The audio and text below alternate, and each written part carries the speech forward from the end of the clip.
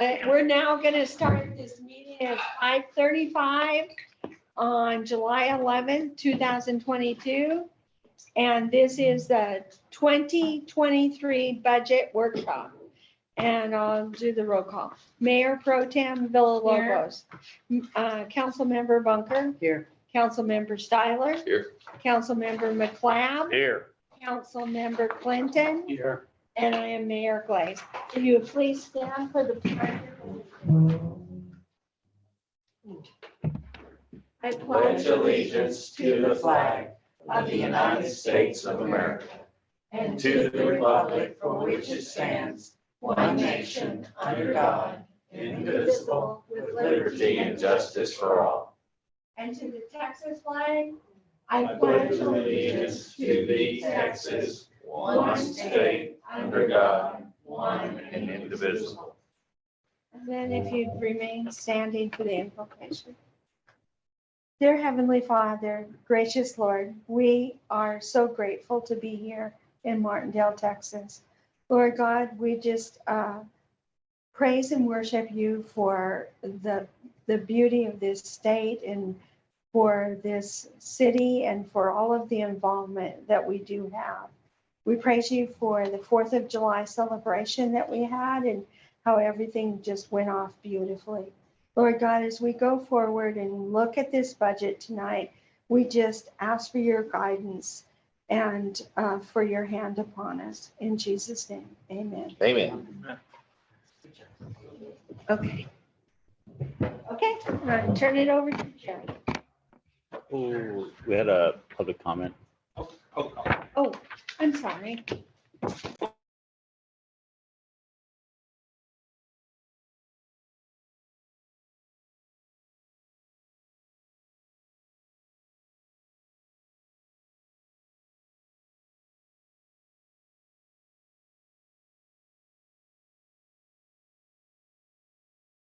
In 2023.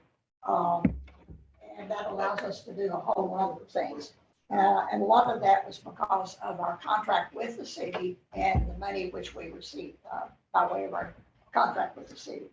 And part of the contract, it says the library is supposed to provide free public library and also a lot of free services. And we do that with our money that we receive and also a lot of donations. Okay, we've also, these are some of the free services. These are the only things I can just think about the top of my head. One of them was the Cat Day back in April. Our ongoing summer reading program, pre-K story time. We've had several COVID vaccine clinics. The tax aid clinic, which is very, very successful. This has been several years now. Our July 4th Children's Carnival, which was the first time. And by the way, we counted up, there's 181 people that attended the carnival. So that, there's a lot of people out. It was 100 degrees plus. Okay, the Dolly Parton Imagination Library, we're also part of that. The summer movie series, along with the cafe. And we're also providing internet services for downtown. And one thing to remind y'all, on August 13th, about a month from now, there's a health and wellness fair. It's from 9 to 1. It's going to be in the Kirk building. And also that same day is it called River Festival, River Fest? River Appreciation Day. Oh, okay, yeah. Anyway, that day's going to be real busy. You got the health fair in the morning and then the River Festival later. Anyway, that's just some things that the library does. And a lot of it is because of our contract with the city. Okay, thank you. Thank you. Okay, now we'll go on to the budget. All right, so we'll start with the revenue side of the budget. So the budget is set up into 3 parts.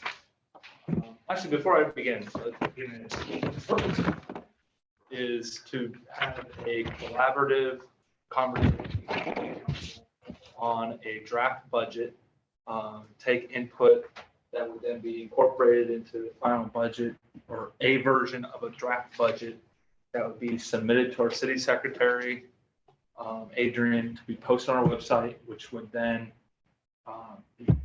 kick off the budget setting procedures that include public hearings and such. So for those in the public who might be watching this, this is an initial workshop to get some buy-in and feedback on a very early proposed draft.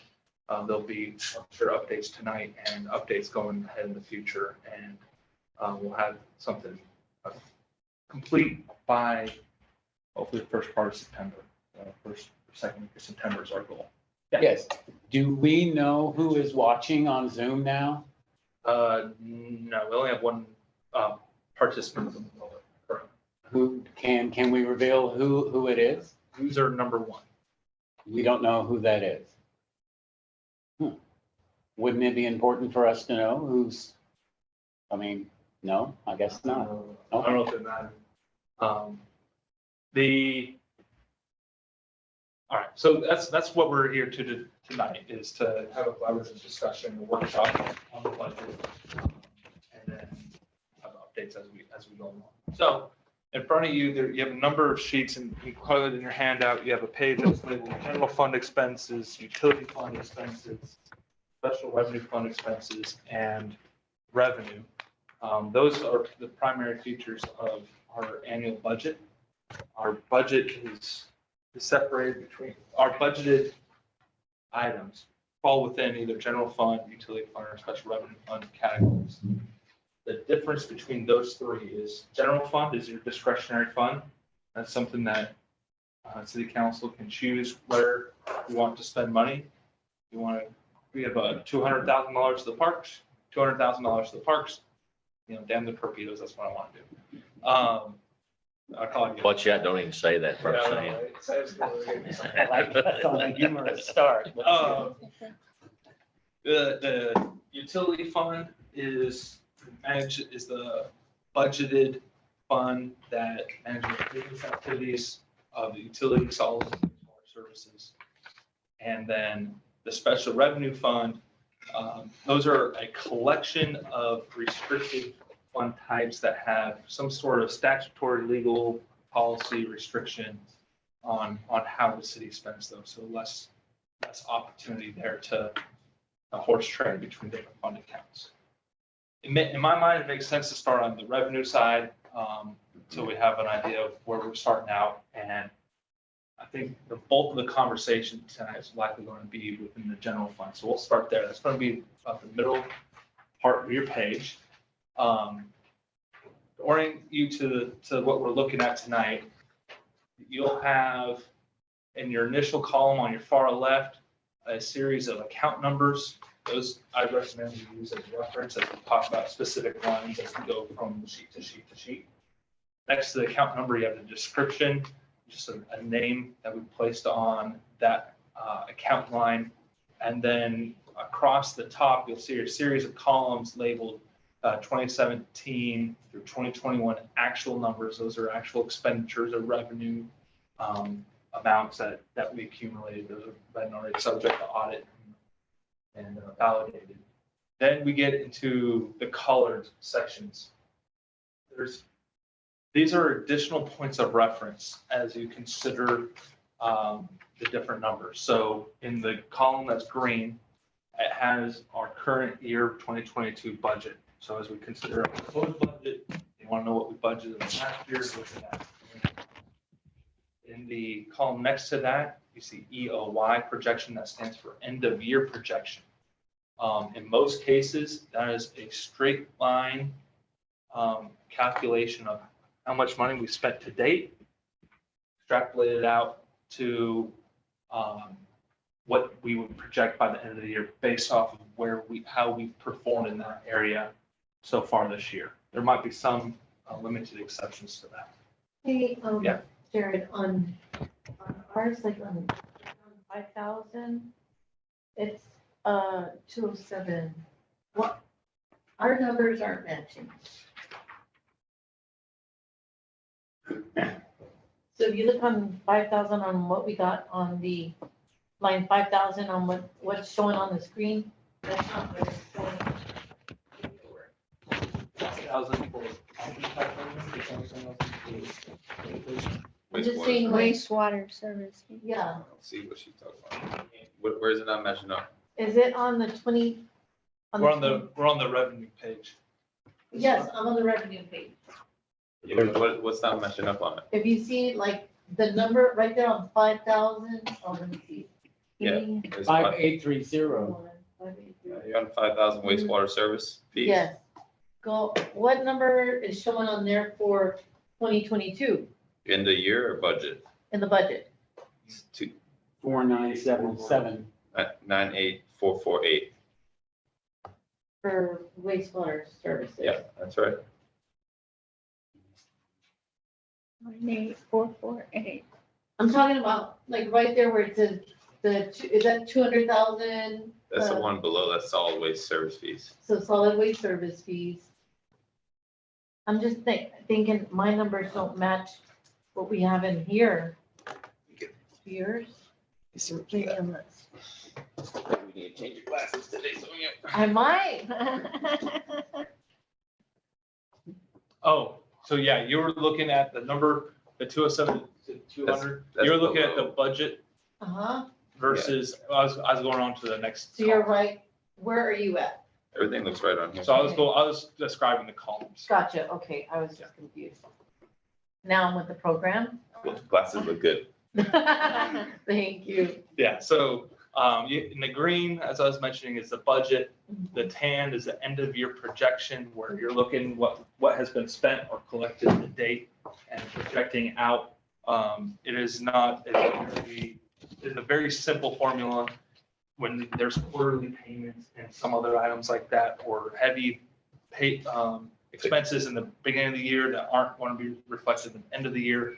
Sometimes that skews that projection. As we get closer to September, those a lot of times get dialed in closer Take to it what with a actually. grain of salt. Yeah. The blue column, FYSP, that stands for our future year spend plan, or 5-year spend plan. This is an activity the city council engaged in prior to budget setting last year that took our Envision Martindale 2025, and then put a 5-year spend plan together that would accomplish those key goals. And so at that time, it was, we're going to use that spend plan as a basis or jumping off point for budget to try to accomplish those goals that we set out. So you'll see in this budget, we're not going to line up perfectly with that future spend plan figure. But we'll try to be as close to that as possible. Was wondering about permits 5025 and how it's blank for the 2022 budget, and in the projection and all that, you've got 4 blank spots on permits. I'll get to that. Let me, if I Okay, don't mind. okay, yeah, thank you. I'll get that in a second. And then your last column, that teal, that's your proposed budget. Those are the numbers tonight that we're going to be working off of to adjust. All right, Sam, any question? The permit side is all blank. Permit, the 5025, and for the all those columns, they're blank. So those are related to our TCEQ permits. Revenue Yeah, this is, I'm not sure how that got added in on a revenue side. Well, don't we make money on permits? No, this is what he's No. saying. TCEQ is like It's an the expense. treatment plant permit that we pay. Maybe it was in some prior year, money was being transferred out of the Crediting. general fund or something. That's probably what was happening. That's probably what was happening. Because it was quite expensive. Yeah, you see here, there's $12,000 back there. Utility fund probably couldn't have floated that.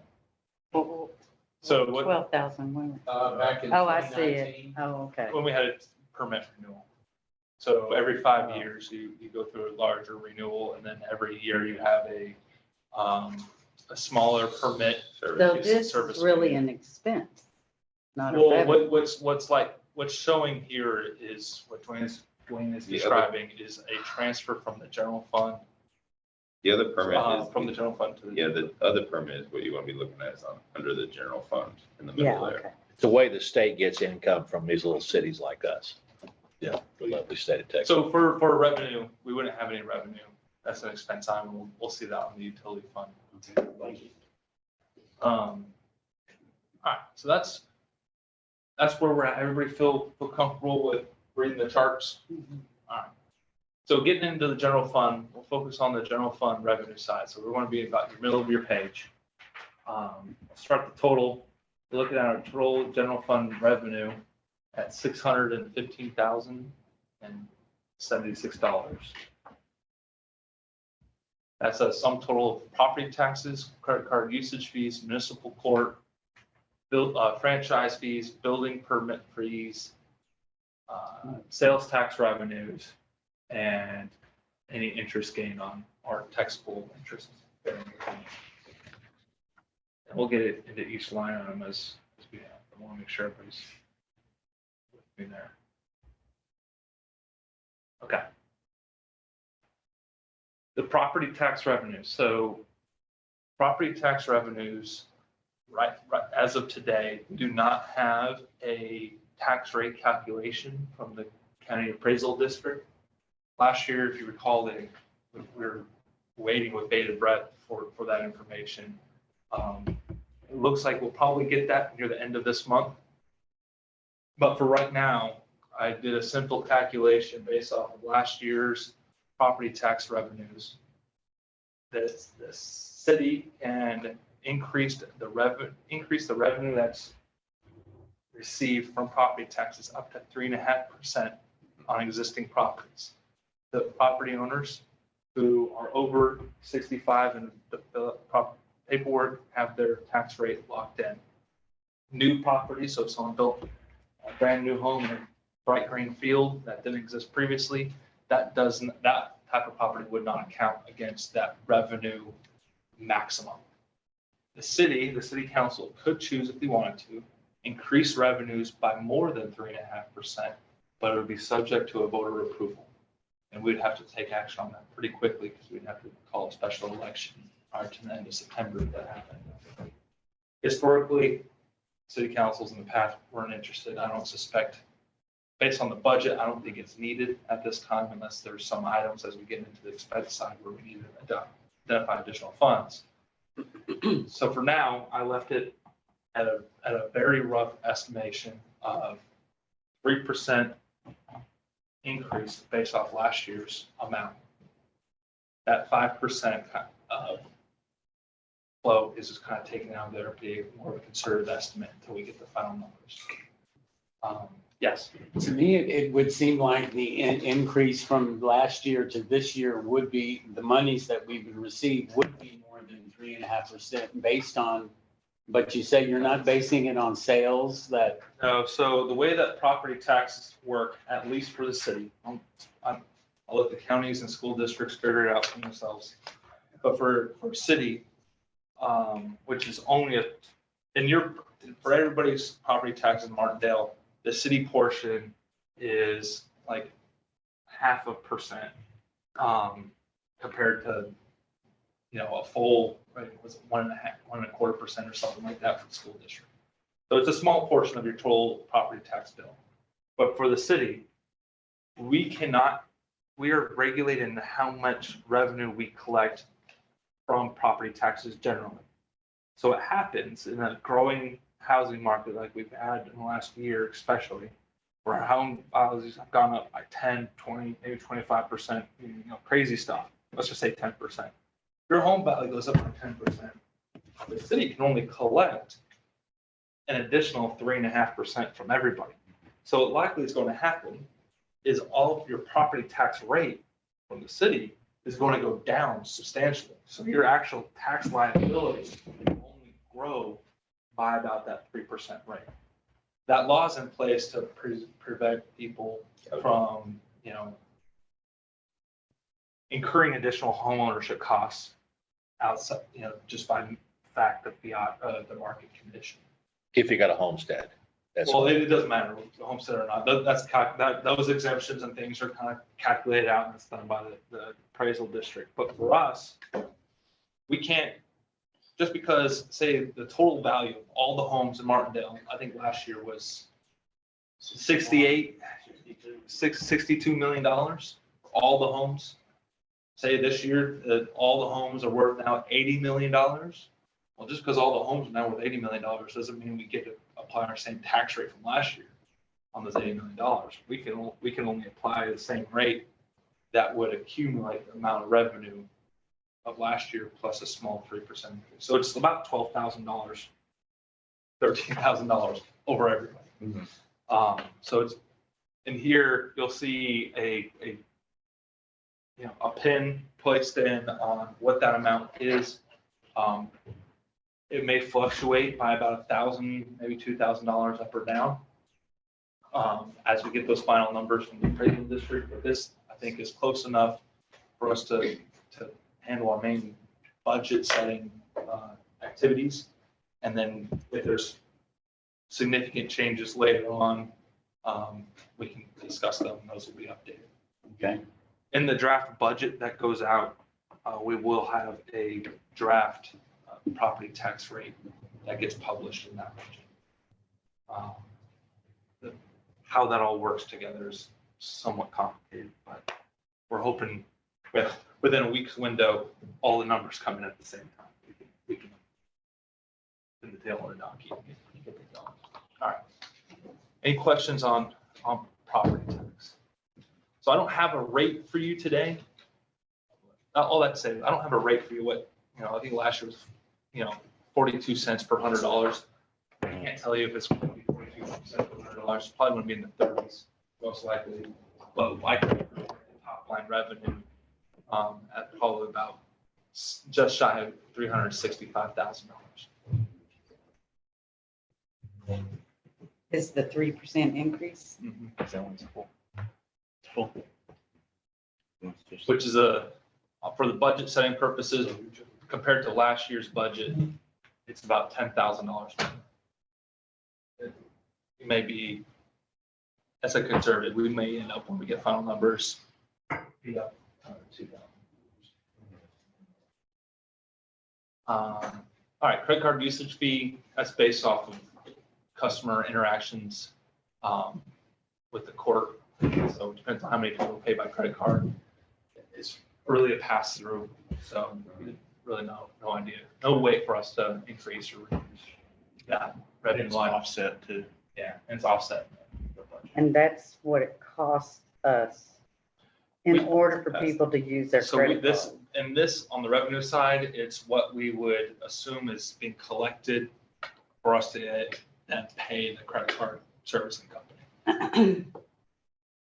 Now, it's only the big corporations that it can afford to pay that fee for the people. I mean, No, when you it's local. pay your AT&T bill. What most places, they don't charge you an additional fee for that credit card usage. They just add that in their price of goods or services.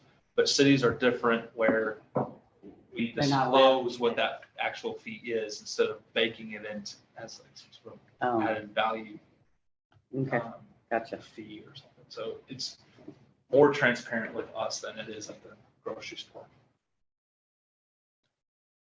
The next line item might bear some discussion is our municipal court revenue line. That's 5020. So right now, I've projected budgeted at $105,000. That is in line, not with the prior, with the immediately preceding years or even what we've been at to date, but it is more in line with 2018 and 2019 when we had a higher complement of police officer staff. At that time, we were regularly operating 2 full-time equivalent staff members. Since then, there have been periods of where we've struggled to even maintain the 2 full-time equivalents. Right now, we are staffed at 3 full-time equivalent officers. So 105 is probably even somewhat soft, but if the traffic enforcement activities that take place in the court processing of those fines and penalties, as a function of the number of officers, we should at least, we'll probably be in the ballpark of 2018 in terms of revenues. And that's what I used for the budget. Any questions or comments?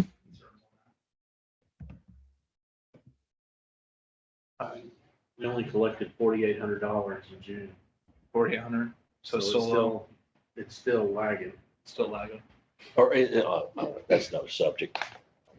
It may That's take, up $1,000 for me. it may take some time for that to, They've been a lot because- busier in the last couple of weeks, that's for sure. There must be a lag time. well, because you Yeah, gotta I think think your ticket's not due for a month or 2 months and people don't pay, and by the time you get around to hassle them to pay it, you know, it could be 2 or 3 months after the ticket is due, so. Yeah, it looks like it's going up about $1,000 every month. So Franchise fees, these are paid to us by utilities. It's based on the number of customers. Number of customers does not change all that often, so that stays pretty steady at about 50 to 51, maybe $52,000 a given year. So we have that calculated there at 51,500. Those are businesses paying those fees, right? This is the Blue Bonnet Electric and the water company. paying these. And I think Frontier, Spectrum, and some of those others that use the right of way and the poles. Oh, biggest ones are Bluebonnet and Spectrum. And the water department is $750 a month or so. how can we skip consolidated court costs? Not that there's anything there. Municipal court. Oh, I'm revenue? sorry. Oh, consolidate. Yeah, 5025. I mean, that's weird. I mean, there's court costs, I assume, when they have court. This is on the revenue side. Yeah. So we'll have to dig into that one. What line item? It's going to be 5025. 5025 on the general fund revenue. We kind of skipped up that one.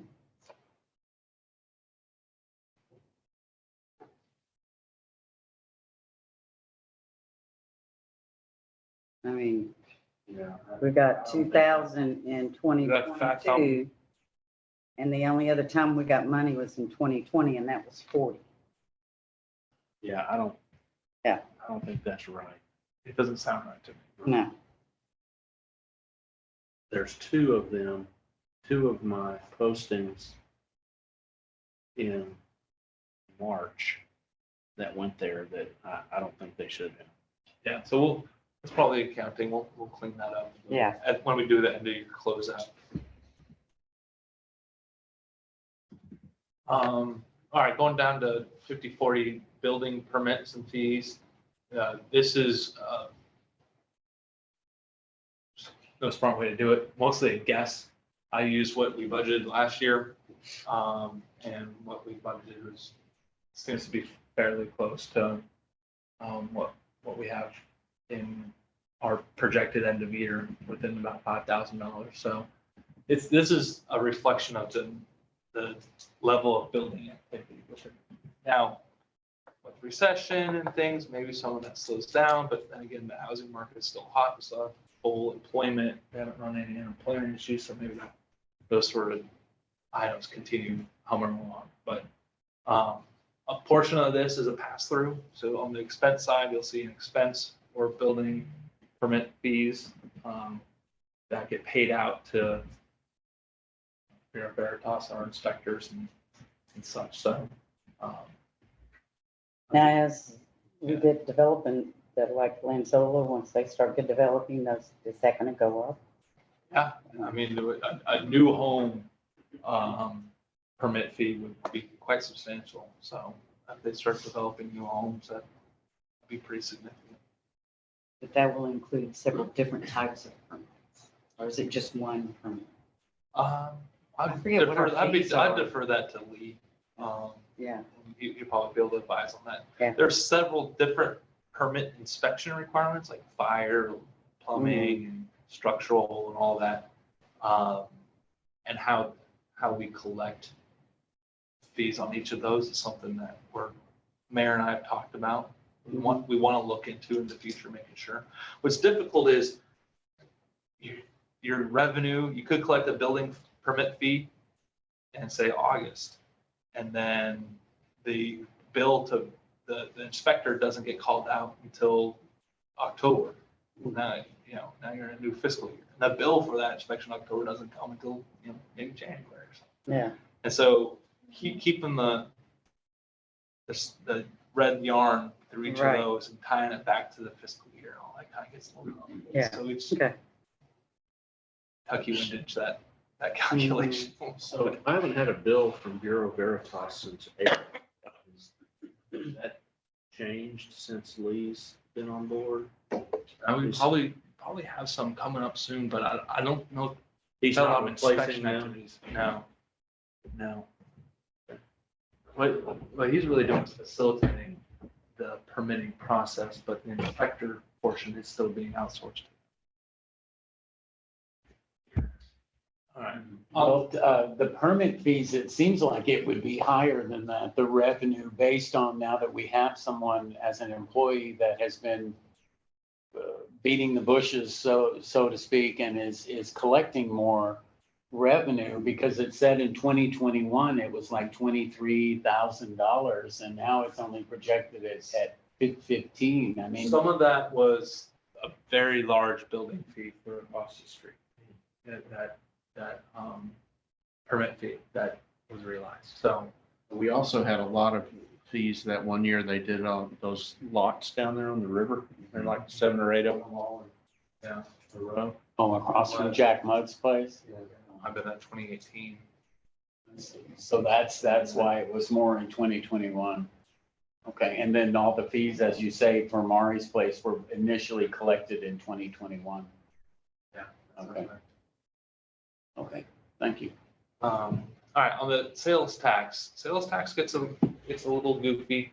Probably better that I just go to the worksheet that I used to pull that together. So, in 2020, we budgeted a total collected amount in sales tax, 120,000. For fiscal year 23, expecting a small increase to that, partly due to increased prices, a large part maybe due to increased prices, given inflation, and then more, economic activity in the city.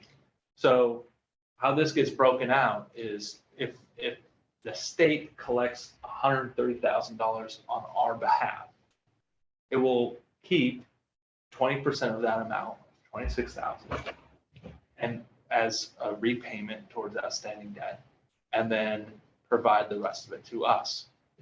Now, in prior, it was 2018, what was it? 2018, the city put on the ballot an initiative to put 20% of sales taxes towards specific street and roads maintenance. So of that amount collected, 26,000 was a special revenue fund, a restricted account for street and road maintenance only.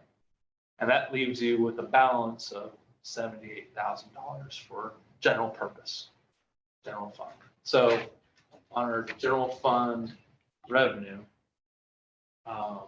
looks like I've done it wrong. I didn't capture that. I might give us a few extra $1,000 right there. Down in there equals sales tax. There you go. I thumbed it as a placeholder early on. So there's $78,000 projected as our general fund revenue. So it's supposed to be 78, not 62? Not supposed to be 78, not 75. So we, Oh, where are we at? Oh, okay. so if you keep track of changes, sales tax line on 50/50 in the proposed budget should read 78,000. Not 75. What would it take to increase the amount of sales tax? Currently, we pay 20% to pay off the state comptroller. Would there be a way to increase that to say 25% to just sort of pay it off faster? I don't think there's any need to. Yeah, it's interest free. Why would we Okay, get I interest free just think loan? it's this shadow that's Well, over our head for I 15 think years. the legitimate reason to pay it off faster is exactly that, is perception. Other than perception, there's no financial incentive for us to pay. Plus, none of us were at fault here. None of us were involved with the I administration wondered, back then. would that debt to the state prevent us from ever having a bond issue? That's what I have It gives heard. us bad credit, so we can't get credit cards. Have we had that problem yet though? We service, but we service it fine. Yeah, we're, Perfectly, yeah. we're Because paying it. it's all debited. I mean, I just wondered if that is some, we went to the state and said, hey, we want a $10 million road bond thing, they'd say, well, pay us off first. Really, you're not gonna be able to, I forget I have to go back to my textbooks, but, it's something like you don't wanna have more outstanding debt than like more than what you can service in 60 days or so, 90 days. Basically, if we went out for a bond, the most that we probably get approved for a bond is $200,000. That's all we can afford. Because that's all we could afford with our current tax base. But if we did know $300,000, then we could get, It wouldn't really play within that because most bond issuances, most municipal debt gets tied to property taxes. And it becomes a portion of your property tax pays directly towards that bond, that debt.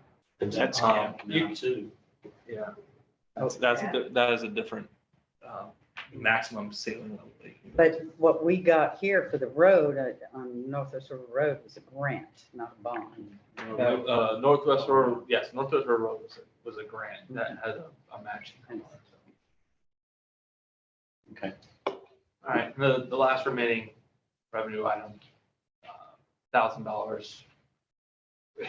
Maybe with the interest rates increasing, we'll actually get to that point. With the low interest rate environment in the past, we haven't gotten there, so hopefully we get, $450 in May. that's pretty good. Yeah, it's coming up. That's pretty dang good. So that's our total on the general fund. Now, any questions on the revenue side before we go to the I fun wanted stuff? to ask, on there for a 50-25, do you think that, or where would it be, what we're getting it back in restitution? It's on 5075, and I did not include that in the budget. If we get something back on the restitution, it's just, We got $20. it's in gravy. May. We got $20 in March and $20 in May. I don't want to put the city's Oh, budget that's for dependent that. on that individual's ability to pay it off. If we get it, great. Is that the one from the embezzled? Bookkeeper from United Way. Any other questions on the revenue side? What about the return check fee? It's 000. So what that probably is the artifact of is once upon a time, we got a return check and was able to recoup the costs from a customer who wrote us a bad check. Plus, really, most of the bad checks are in the utility fund, not the general fund. But every once in a while, one of those permits will bounce. Yeah. Somebody writes a check for a permit and it'll bounce. That explains the difference between utility and general fund. All right, on the general fund expenses, this is the fun stuff. Where we're spending money. Where are we? The 6,000? We're going to revenue, so it should be your first page of general fund expenses. You'll notice as a whole, I'm going to give you a total of all line 6,000 series. Our total payroll expenses before we get a reimbursement from the utility fund, we'll talk about in a second, is 441,801. So that's a significant increase. Well, let's just go salaries. Where does it say 41? I'm sorry, I've confused people. I'll keep it slow. So on the wages and salaries, you'll note what I'm comparing, what I'll show you is between 2021 actual, 2022 budget, and then the 2023 budget. Over the course of 2 years, we're looking at increasing our payroll and salaries budget by $100,000. Mhm. Oh, Where's that revenue come from? Well, the question was, where's that revenue come from? A lot of it's coming from increased property taxes, increased sales taxes, and this last year, accounting for increased municipal court revenue. So where those increases are being felt is last year we increased the city's minimum wage, starting wage to $15 an hour. A lot of that was felt on the utility budget side, but on the utility fund side. But this is the top line number, if you will, across all departments. Because later in the budget, we get a reimbursement from the utility fund to pay for the utility funds. So there's the wage increase. We've done some hiring activities. We have one additional full-time police officer. And then we have the equivalent of, 2/3, almost a full-time employee between Lisa and Lee, between our building official and zoning administration. So those costs are largely representative of those three things. Increased payroll amounts per employee, most significantly on our starting wage, and then almost two full-time equivalent additional employees. You'll see the payroll taxes similarly increase as a reflection of those wages and salaries. The big one that jumps for us is pension expenses as we bring on additional full-time employees, there, additional benefits paid, and insurance costs will go up. And then workman's comp, I think, is a reflection of the number of employees. Set. It's based on a percentage, but it's really small.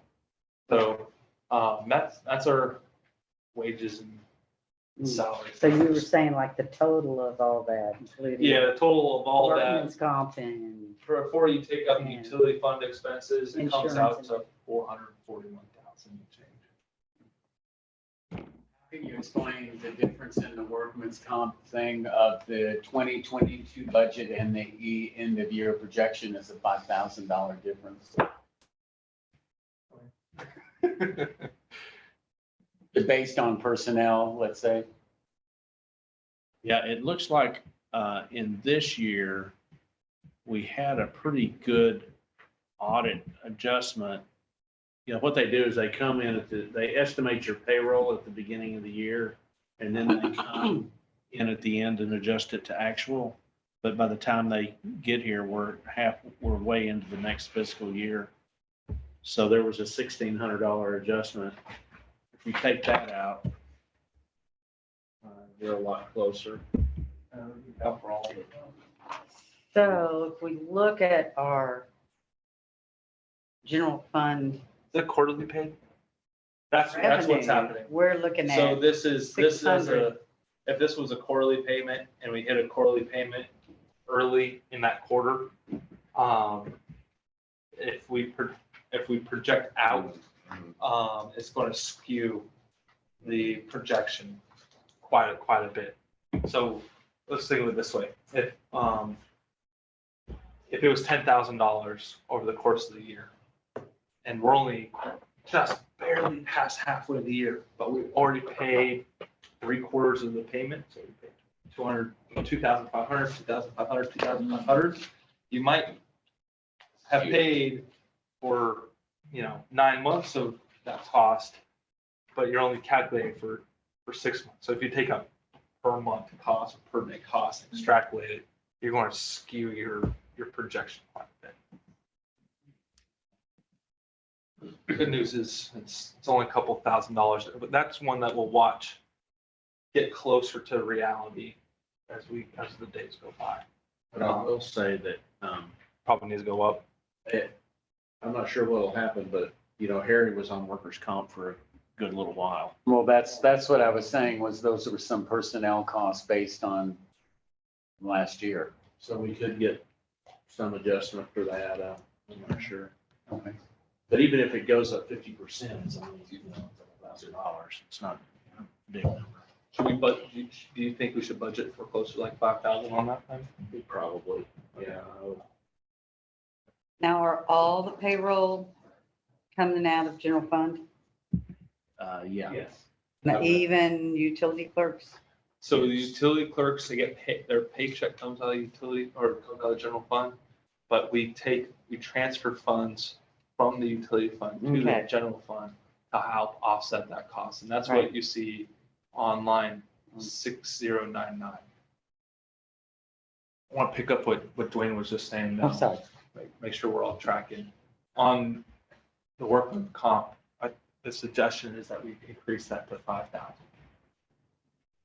On line 6012. Yeah, because we have higher payroll based on the other employees.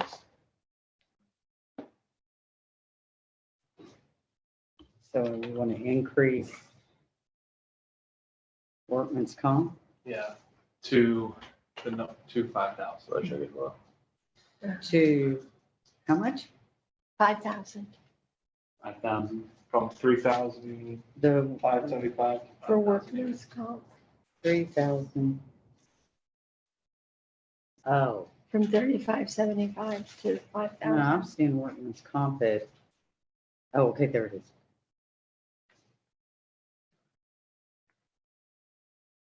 But like Lisa and Lee don't receive workman's comp. Or benefits. Their payroll, that's not a benefit. It's an insurance cost, protection for the city. It's not a.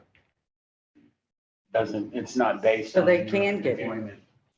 They can get it. Yeah, if you subscribe to the workers' comp system in Texas, then you pay a premium on all of your employees, whether they're full-time or part-time. You can decide to be a non-subscriber and not get workers' comp, but then you could end up in court. You don't have the protection of the workers' comp laws if someone gets. It's pretty reasonable. Yeah, it's not that expensive for. Protection it gives you, especially when you got guys running around with guns and all that. The next group of expenses get rolled into what we call operating expenses. There are some in here that have similar names with slight variations. Unless there's questions on really small dollar figures, I was going to hit the high points. Is that okay with everybody? Yeah. All right. First one, election expenses, $8,000. This is assuming one election during the fiscal year. We may need to adjust this depending on what the county will cover us for. Right now, we always know we have a May election.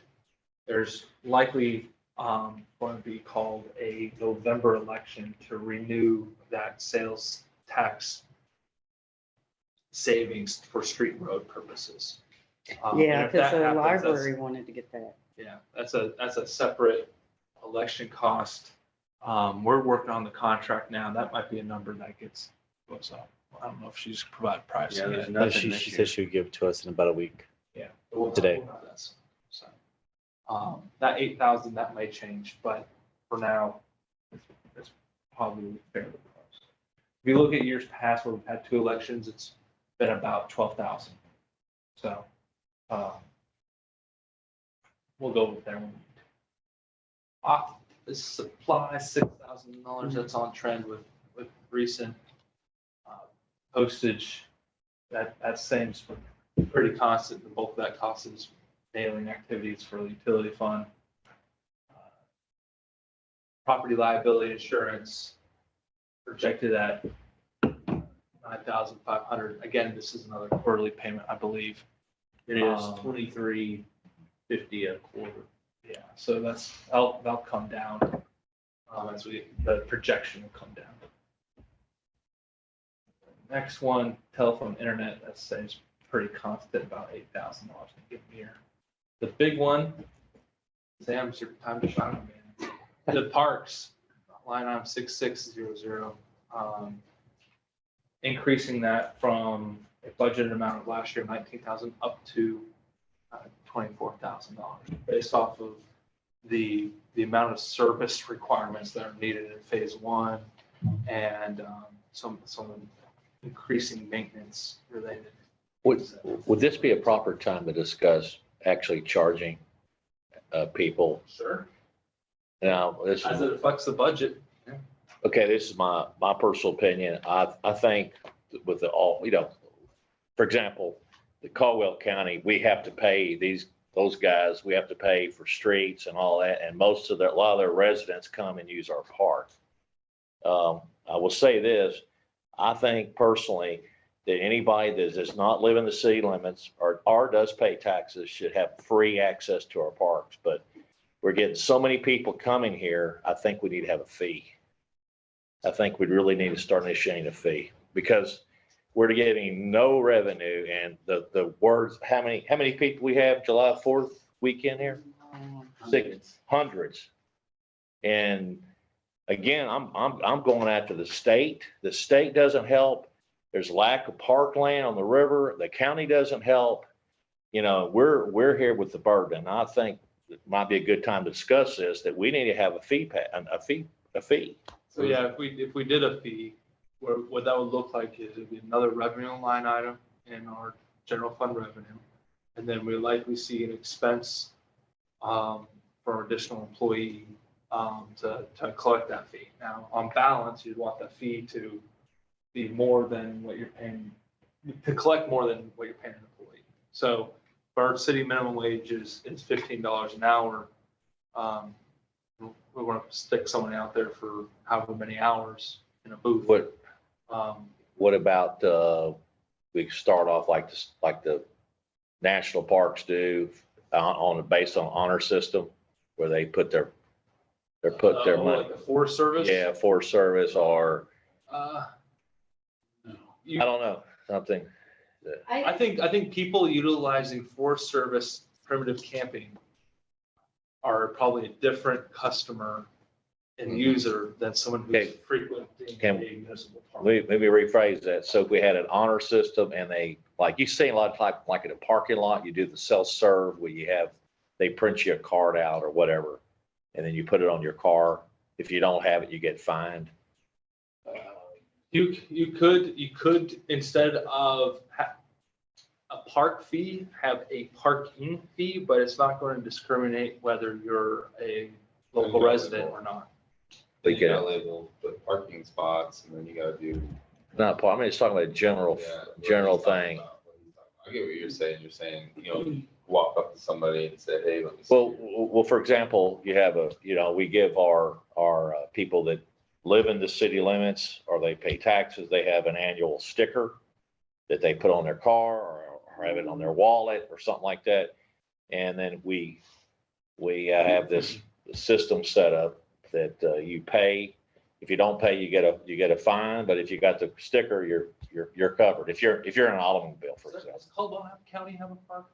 Because I know neighboring counties, like Travis County, they can tell by your vehicle registration sticker whether you live in Travis County or not, and they'll charge you a fee Yeah, accordingly. something like that. County, down at County Road, they'll do the same. City park. Something similar that Yeah, but- we could So say. that's county based. Yeah, but We could, we have too many neighbors that live in Guadalupe I think, I would hate to- ultimately, I think. to charge people from, oh, they need to, well, if they don't live in our city limits, they need to pay What you could do is do like an annual pass. an annual pass or And something. then you mail the Because- annual pass to residents, Yeah. and then if you don't have your annual pass, Buy- purchase one. then you can purchase a day use pass or an annual pass or something. Because we have to, we really can't continue the way we're doing with these parks without some kind of, Say something. And the parks should be open to everyone. It's a mental health. but we can't afford it. We having so many people. Okay, he was trying to make a point that you're gonna have somebody sitting there that has to. Well, collect we're the talking- receipts. Yeah, who's gonna go around and check? Where we're talking about different ways of doing that. I'm just saying, That's another part of your budget up there, another personnel. Personnel. well, I'm saying, we're talking maybe not having personnel. We're discussing, We can keep the conversation. yeah, we'll just conversation about other ways. This is a workshop, we're brainstorming. Yeah, we're brainstorming. Like I said, we really need to That's charge. something that should be brought up by Parks Board. No, we're city council. This is the city manager, and we discussed that. It has nothing to do with the advisory board. has to do with the council and the mayor and the city manager. I'm sorry for saying that, but we run the city and we make I the, still think it's a mental health. well, you're all, you're not, you're going way off. We're Yeah, talking what we about, gotta get in the we're state. talking about revenue for, so we can afford to have parks, you know? Would the revenue collected from the parks thus be a restricted revenue then? And the money that we would collect off the parks would only be used on the parks? If you wanted to stipulate that in the ordinance. I don't I would hate to do it because that makes it a little difficult. Yeah, I don't think that's fair. I think what you do is what you talked about first off, because that's how you preserve the park in the first place. Is that's gonna be expenses, building a fence around the designated parks, right? That's gonna be probably the biggest expense besides the fact of paying somebody, probably 2 people a day, 16 hours to keep that park open, which is totally fine. If we charge for it, it would be passed through a fee. But you also wanna make sure that fee covers and makes money for the city, and that's the whole reason we're doing this. We were just talking about right before this session, is the trash needs to be taken out. Who's gonna do that? We gotta pay somebody, and we're already putting people out there that they can do that. So I think ultimately, if you wanna make that park and save the parks and make it what we want to see, you have to designate that, create a fence, put somebody at the fence. Unfortunately, make it look like Blue Hole or make it look like Barton Springs, and Well, those are beautiful parks. they're beautiful. Like I said, and I want to make sure this is, What she's saying over there is we could have a section, small section of it, where you do have a dog park. or a dog park or what, man, but. Whatever you want yeah. to do. And So- those people still, the people who are being paid to take out the trash and charge fees can still go at the end of the day, take care of or somebody, we can volunteer ourselves to go take care of the dog park at the end of the day. Or something like at that. Alan Bates. Yeah. You can use the front So, area. I get what It is she's free saying. and the Volunteer- access to the river is So paid or something like that. I guess my We point, got 20. I guess my point 4,000 is, proposed in the budget. 24 is That nowhere doesn't- near. no, this is the point I want to make. Let's have a show of hands. Can we do that? Who would be in favor of a fee-based? I mean, I think it's a smart idea. okay, I want to make sure that the people that live that pay taxes in this town or pay their properties do not have a free pass. That should be established. If you pay taxes in this city, you should have free access to the parks. I wouldn't have You to. can do that with like an annual pass that yeah. they come in. We mail one out as part of the billing every, And- May or April or whatever makes sense. So everybody has one. If they lose it, they can come in and get a And if free one. a bit addressing her issue, somebody for mental health or somebody that's needy, we could address that. If somebody, I just don't think that $24,000 is enough. I don't think everyone in this room realizes how much volunteer work I have put in personally in the last Yeah, 2 but that's years. what I'm saying, Sam, is we have to make sure the fee covers the pay and makes the money for whatever we need to do in the city to create. It's going to create more opportunities, create more sales tax. There's going to be a lot more revenue and expenses added, but we're going to make sure the revenue is more than the expenses. But So- for 24,000, we can hardly even build any kind of improved infrastructure as a fence or these things, as you're saying, that we. So what we get- do we is can we get budget grants. for it. Okay. We budget for it, we apply for grants where we can, to try to mitigate those costs, get donations, talk to So- McCoy, hey, sponsor a fence. I'd like to say that I just think that we're putting like the whole cart before the horse. I think like in order to think about doing some revenue, like reasonably and in stages would be like, when you go to the beach, you get that beach permit. And so like if you want to be able to access Martindale's Park yearly, there's a permit fee. You just put the sticker on your window.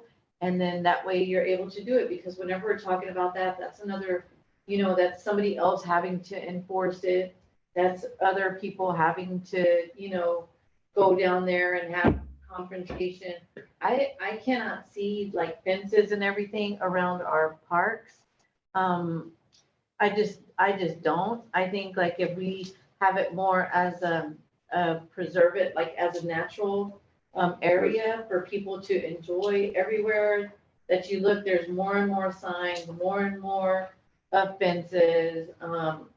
But I just think like if we do a sticker permit, it's on the window, officer would be able to go around and say, you know, okay, this one's illegal, this one's here. You could have one sign at the entrance of every park saying, you must have a permit to be, utilizing our parks. You know, if the cars do not have a permit, then that's whenever the officer could put a little thing on their window. You gotta think about, Or a parking ticket. That would be like or Yeah. not, it could even there's be. a lot of things to decipher on that too, because we don't have a lot of parking spaces here. There's a lot of carpooling going on. And it's, I mean. So you're paying per- Think about like a day, either it's what, this is just saying, pulling this out of my butt here, but 30 parking spots.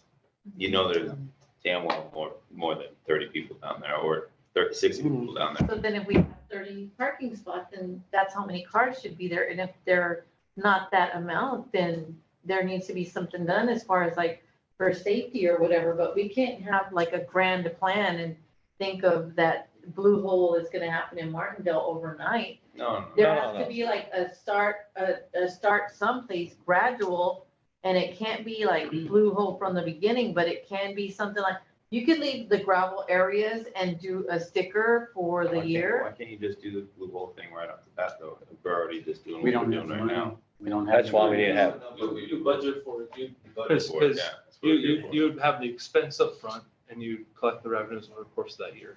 That's not enough, 24,000. No, 24,000 doesn't represent That's not what we're a, talking about. That's why. an additional revenue And- generating activity. Whether that's a person, parking pass, annual pass, however we would structure it. and back to your point, I like you, I don't want to see a fence, but we need to have some kind of a blockade with a cable Mhm. where you could walk in. But we want to make sure that our police officers have it easy enough that we can block cars from coming in Mhm. past dark. Because we've Yeah. had some issues down there with yahoos. And that's the one reason to have a fee base, Mhm. that we do have controls, because if we don't, we'll end up with 60, 70 cars down there. Well, if you just put a cable. Okay, that's what I'm saying, a cable to block the I'm saying car. a cable, Yeah. I'm just saying, put a cable there, you're not gonna be able to regulate anything. People are just gonna step over. Well, that's no problem, that's the problem. I'm talking about past, we got past, past dark. It keeps the yahoos from coming in with their car. They at least have to park it and walk there. If they can't drive the car in, they most likely won't do that. I'm not a police officer, but Yeah. that's what happens. Good things don't happen past midnight, And we want to make sure we block the access. And also, you got these kids with 4-wheel drive trucks, and we get a rain, they go up there and ripping it up, trenching it. We have a way to close off that area during times that we have to for vehicle access. We're gonna do it, we do it right. I agree. Yeah. we don't do- So is everybody in agreement here on the council that some kind of a fee base? I think we're a river city, and we need to protect the river, and we need to be able to create revenue off the river for us. We're on the same page. Yeah. There's different ways of doing it. Are And you there's just, a lot to think about, because when we closed the park for a week, people were just parking along 1979. And that can create problems in itself. Yeah. again, like my vision, of course, it's just my vision, a regional park of some sort in the future, because we have help from the state, the counties. We're not getting help from anybody. Texas Parks and Wildlife, the county, they haven't really helped us, and their people are using our parks in the county. There's just a lot. There's a lot of traffic. There's such limited access to the river. Well, I'm going to talk about one major expense that is needed for the parks right now. The mulch in the playgrounds and the swing sets haven't been replaced for several years. When we replaced that mulch at that time, it was $3,000. It's probably gone up since then. So even if you increase the budget by $5,000, that's already absorbed in us remulching the swing set and the playground structures. We need to re-gravel the parking lot. We're spending $3,000 currently right now to put the gravel in for the road and phase 1 and the parking structure.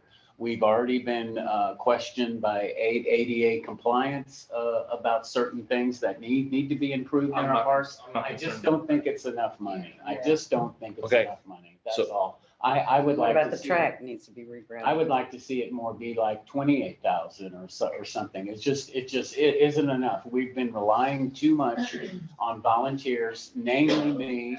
And I mean, people love to say, yeah, I'll volunteer. I'll come down to the park, but I don't see it. I don't see it happening. Right now you have $1,800 to play with. I mean, Wait until you start Can we, taking it out of other budget items. can we do a fast track on this fee-based thing to help with that budget? Not tonight. I don't think we want to discuss it. I know, just- But is I was saying- City council item. Is there a general, Future item. because this is going to have to happen fairly quickly for it to make sense within the budget. So, is there a preference? I think we have agreement, at least strongly from two, maybe, I don't know about either you town council members of doing a fee-based structure. Are you open to the idea? Is I'm it worth open it? to discussion. Okay. What structure, how do you want me to structure this? Just person in a booth, an annual pass with kind of a parking enforcement activity, more passive, or do you want more active, like, hey, there's somebody in the park, they're picking up the trash, they're actively maintaining it, maybe additional, duties. That wouldn't be a policeman thing. They No, couldn't well, do maybe that. it'd Take be it a on park, it'd be like a Go park. I got a thought, what I hear. Have a person, we already paying people to mow, have a person, a one thing, they mow, they take up the garbage, they do multitasking. Instead of just taking money, they maintain the parks. Mr. Parkman, what do you think? Well, we need. But to that's the have some- future. We need to have someone in a booth collecting money. I don't think having the honor system might Okay. work, but I question who would come and empty the box out. Who, Okay, I mean, okay. we have people stealing ATM machines for crying Okay, out loud. okay. They're gonna steal that money box. Okay, and put it okay, in- Mr. in the Clinton, money box. I forget my suggestion about the honor system, but if we had a staff person, whoever, but instead of standing there all day taking money, they could do other things like pick up trash or mow or weed eat. Are they working Check. Friday through permit. Sunday? Oh, that's another thing we need to discuss. I mean, this is, if you're gonna, it's gotta be treated as business, you know? Yep. Exactly. It's a business. there's a lot to work This is out. Exactly. We're just brainstorming right now. Yeah, but we're talking about, is it a full-time employee? Well, that's something we gotta talk I think about. it's That's, probably, it's No, probably, you have to it's be probably 2 or 3 full-time. part-time employees doing that. but we could have a multitask, what I'm saying. Oh, I Yeah, mean, of there's a course. job description for it, but that's somebody. You know, we already pay, how much we paying for mowing? You've got to do maintenance. 10,000 a year. We're already paying 10,000 to mow. Have that person, Is this Well, a that's in parks meeting? all the parks. but Right, okay. But but still, that's coming out of the. You park. could have that person mow. Why can't we, like, start whenever we do, just like we had the tax increase for the fire department, why can't we put something on the ballot to, have a portion of our taxes go, towards, the park, like a park development, fee, park development tax? I would say even for our developers who are coming in, that there is, a fee that they would have to pay. We're, Another permit fee? The problem with that, we're putting the burden on our citizens. That's the problem. If we do that, we need to make sure that people. the people that come for the taxes, though, that come to all the stores, they're from everywhere. Well, that's you're right, there's a little sales tax, but I don't want to put the burden on any of the people that live in this town, that pay taxes here, put any burden on them. It should be, we need to charge the people I that know. out of town. But there should be, if you're gonna get a nicer park to live here in Yeah. Martindale, there should be some fee as a resident. It should be. Well, It should be a gold star for, hey, Well, that's a problem. I live in Martindale. I have a really nice park The here. problem I is, pay for it problem every is, Dick, we got poor people over here Well, that that would hurt, it's I not mean, gonna be- but I'm saying is, the citizens are already, we're already paying taxes. Sure. You're paying taxes But already. look, you're paying for what we But have. what I want the people that don't live in this area that come up from Houston, that come up from Lockhart, they come and use our parks, they need to pay. Sure, I mean. That's my personal opinion. Absolutely, absolutely. You pay Because charge them per day. That's how you make them pay. Yeah, that's what I'm saying. They That's need to fine. take, I think the citizens are already paying by their paying their taxes. Well, it's not I a think- lot, not a lot. Well, but still, I mean, that's the benefit of being a citizen in Martindale, that you have free access to the park. That's just my personal I opinion. get it, I get what you're But the saying. people that come here from Call, Buda, whatever, they're coming in here using our services, they need to pay. I think only about 10 to 20% of the attendance in these parks is from Martindale residents. Sure. The majority is from out of town, but this is almost something that's gonna take a whole city council meeting. I think we probably discussed it enough. Okay. We have a lot to discuss Okay. tonight, unless you want to increase it from 24,000. Well, my point is, Sam, the I won't only way talk to, about the it. only way to increase it, I could make it maybe 25. But unless you want to start cutting other budget line items, but I tell you, those other budget line items are about trimmed as much as I can get them. It would cost us on order probably $25,000 a year-ish, $20 to $25,000 a year-ish to have for 20 weeks, the park covered for 3 days a week, Friday, Saturday, Sunday, How long? for 12 hours a day, For how many months?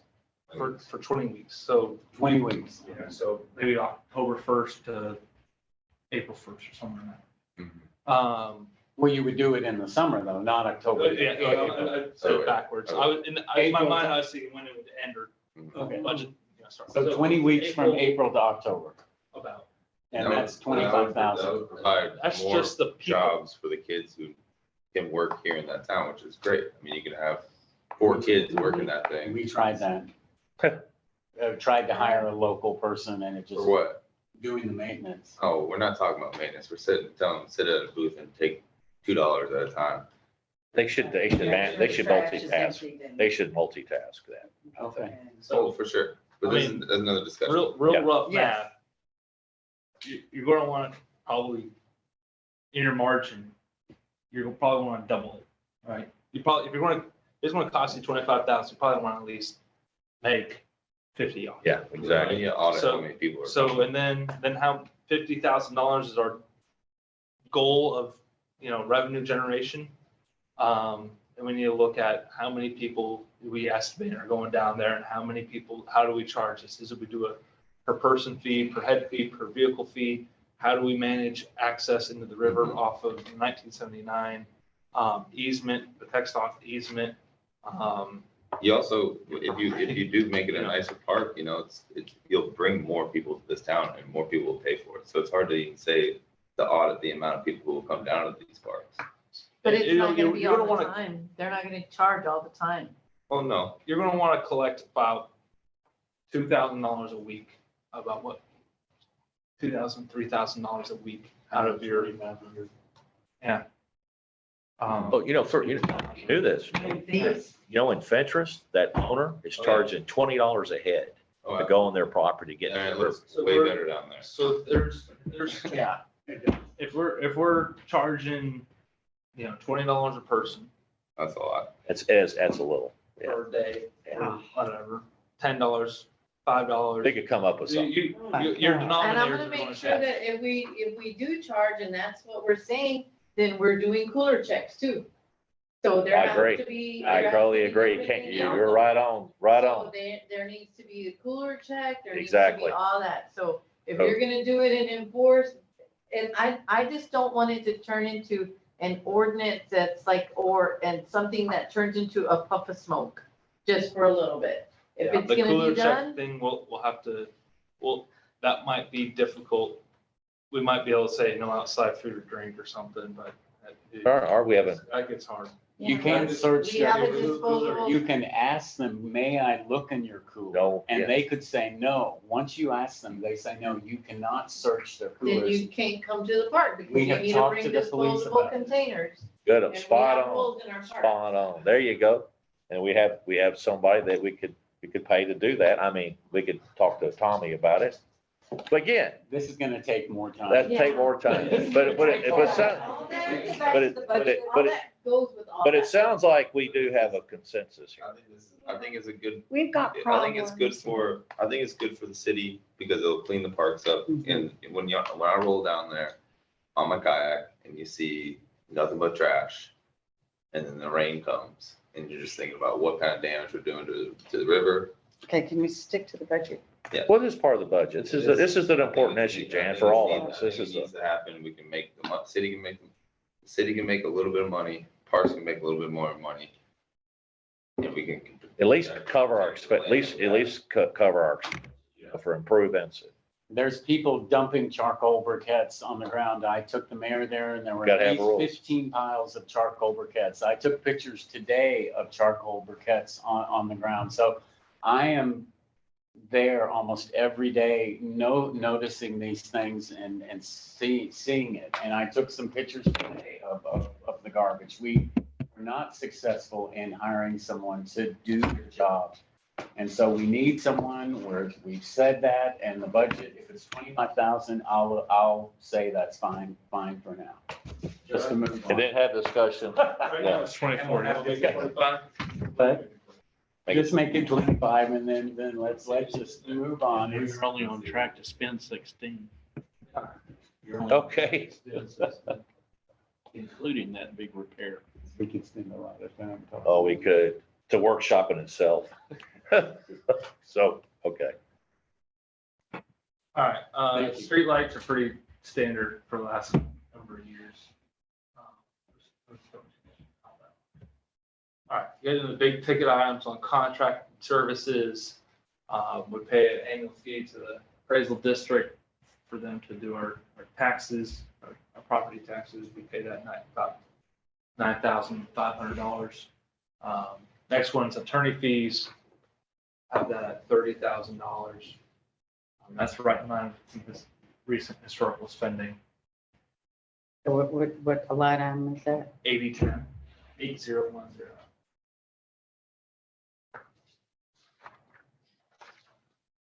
Now, we had a lot of expenses last year due to the suit. Do you think maybe that We're might? gonna We're lease looking at equal that with, the 21. activities that we're doing on code enforcement. We're gonna probably at least equal those similar levels. What of number is it? expenditures. 80 what? 8010. That's 6,000. That's Oh, good. okay. It's in line with that. Yours. That was 17 I don't wanna go back. We haven't got the actual. for your time in mind. If we straight lined it, right now it's projected at 34, probably.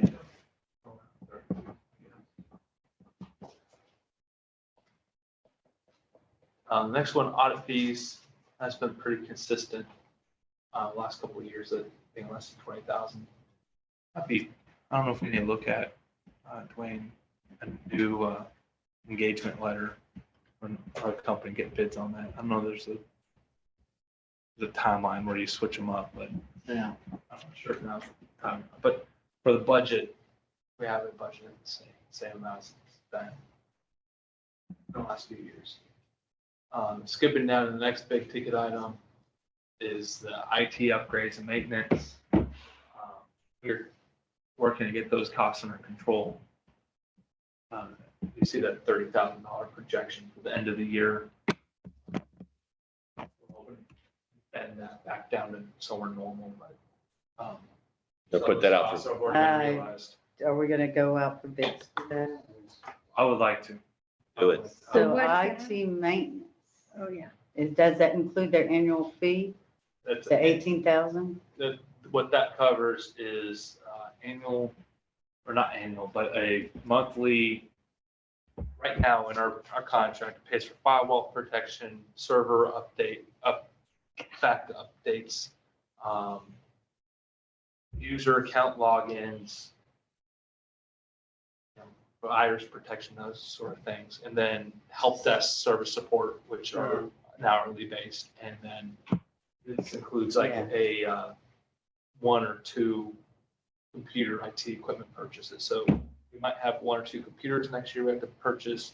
We might have some office phones that we may need to purchase next year. That would be in the budget. We should be, if we're doing just Yeah. help desk service level support, should be in that $14,000. You know, I just feel like that we need to, have the same equipment and buy it every year and put it in the budget. And then we can, replace it every 4 years. And, And we can pay it over 4 years, having several We've- computers, printers, We've replaced copiers, whatever. about 2 computers a year for about the last 2 or 3 years. So we've done that again this year. So, Yeah, but they're all different, you know, you need to kind of really make it easier. They're all the same software. And then you go and replace it again each year. A lot I of mean, not those- each year. You could go 3 to 5 years, really. yeah, 3 to 5 years is typical for your Yeah. IT depending on what you're That's using it just for. kind of been one of my little pet peeves. So, And I'd like to see the council members have access to a computer and to the server. that is a policy consideration that doesn't affect the budget as much. If you're wanting Well, computers for council members, Just there one, might be just one alternatives, here but on site. like simplify Chromebooks and things that pay for looking at read aheads. Or I know in the past they've tried using tablets to do paperless read aheads.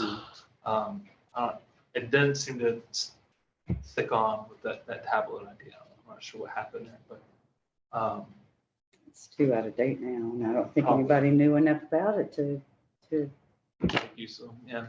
Problem with those things is that the resolution just becomes unreadable. yes, I know, I looked at them too. but Anyway, So this does not, but the budget here does not account for providing personal computing devices to city council members. But if you're suggesting that we do that, but it's office equipment. the budget doesn't, that would not support an additional 5 or 6 personal computing No, I'm not devices. talking about just, A computer just- station with one yes. computer. right. So if That somebody city needs to come in council and print out People would come a, in. an ordinance or go and Yeah, that might- read through ordinances That or might be something. that might be they something have- we can accommodate. Yeah, Yeah, we probably You make know, that work with our right. equipment. just even if something simple with a laptop that's connected to the network. Just saying. You know, it keeps people a little bit more informed and, you know, instead of having to go through humongous books. And I don't know, it helps me. I do it, it's, I don't know if depending on the context, providing access permissions to, would have to be set. to working files. I think from that standpoint, that starts to veer into an area that Okay, that's, Between let's not staff start getting into detail. Just city saying. council, I'd try to keep separate, but, Mm. okay. Yes. Definitely. Does the library have a laptop to use in the library, or do When people they're just open. bring in their own they bring their own computer in, hook up to the Wi-Fi? You can do both. They have computers there as well. And is there printer accessibility there with the, I believe so. Probably not from your computer, not from your personal computer. You probably have to use one of their computers to print. well, then someone could come into the library and say, I want to look up ordinance 93.5, and then perhaps they could either have the library look it up and print it then, as Yeah. opposed to us? Yeah. Okay, They're open. okay. The biggest thing is whether they're open. And if they're going to charge. Well, most libraries charge per page for printing. Yeah, that's, Yep. that would be another great thing for the library to do for us. Going on, let's see, building inspection fees. This is one of those areas where I said it's hard to account for costs any budget year, but we budget at 6,000. Look, the last 2 budget years, we're probably pretty close to that. By the end of the year this year. Like we said, we haven't received a bill from Bureau of Veritas since April, so I'll look at it. $2,800. Okay, where are we at? What number? I was at 8060 and moving on to the next largest budget line item, 8078, which is our property maintenance and repair. It's budgeted at $7,000. This covers city-owned land and property mowing and other upkeep activities that we have that are not associated with the utility fund. And then one of the last large items here is the library expense based on the contracted price of $21,000. And can we go back to floodplain administrator expense? It's nothing there, but I know that we're talking about either the building code and ordinance guy becoming a floodplain administrator. Would his training be taken out of the training budget or? It'd be taken out of training budget. I'm not, that line item had not been budgeted or expense in quite some time. I'm not sure how it was being used in the past. But They hired somebody and trained somebody to do it. okay, And they just, whoever was a floodplain administrator, they call him in and he charged. Oh, that's when it $5 was an hour. contracted out. Yes, okay. Caldwell County has a floodplain administrator. so I guess if we wanted to have an interlocal agreement with the county and pay their person, it probably. Yeah, I've used her quite a bit. Okay, I've called her a few times, Casey. Have you? Then that's fine. After the library, the next big item is. Well, wait, can we do the library a little bit? So the $21,000 is the amount that, from what I've heard, is the amount that they need in order to become accredited. That could be a further discussed item perhaps, but is there a necessity for us to say, have a spreadsheet from the library to actually know more in detail what the expenses are, or do we just give them the money and they do what they want with it? Right now, it's a contract. Oh, wait, let me see what his response is. Right now, it's a contracted service. So there, if the library is up and running, it's available for the public, then they're fulfilling the terms of the contract. Okay. Basically. So in terms of the expense budget items, I think they're overseen by a board. They probably have their own request process if you want to personally request documentation subject to whether their disclosure rules are. This crisis, they do annually submit a cost report, a very detailed cost report to the state as part of their accreditation that lines out what in terms of categories, where those expenses are, where the revenues come in at, where the expenses are going out at. What it won't tell you is how much they pay for internet service or how much they pay for electricity and whatever else. It won't get to that level. It'll tell you where they're spending the money. But we have seen that in the past, though, about The expenses. annual report? Yes. You've seen the annual report in the past. I think in the prior contract, there was language written in the prior contract for a monthly minutes and expense report. That was basically what the library board reviewed. They would provide us a copy of. But when that contract was renegotiated, that requirement was taken out because it's really kind of superfluous. Okay. Well, I disagree. I think taxpayers would like to know what the money's spent on. Even if it's just electricity and librarian or whatever it is. Well, it's not a city department. The contracted. Well, we can change the contract to where that Yeah, I think that's. there's a little bit more It's like you accountability. say you want an accounting before you redo the contract, but Yeah. there's nothing you can do now. No, I know, but I'm just But I mean, saying. like, I think the thing to do would just be, if you just ask them, they would give it to you. And I've Like they sent him an always have. email. I've sent him an email, so I'll see what happens. I mean, in my mind, if Can you I say something? Yes, ma'am. Yeah, the library is a nonprofit. And again, very nonprofit. And our contract with the city does not say anything about providing a line-by-line expense. Okay, But we can change it to do that. We can change it to do that if we wish. Negotiate it. Yeah, we can negotiate.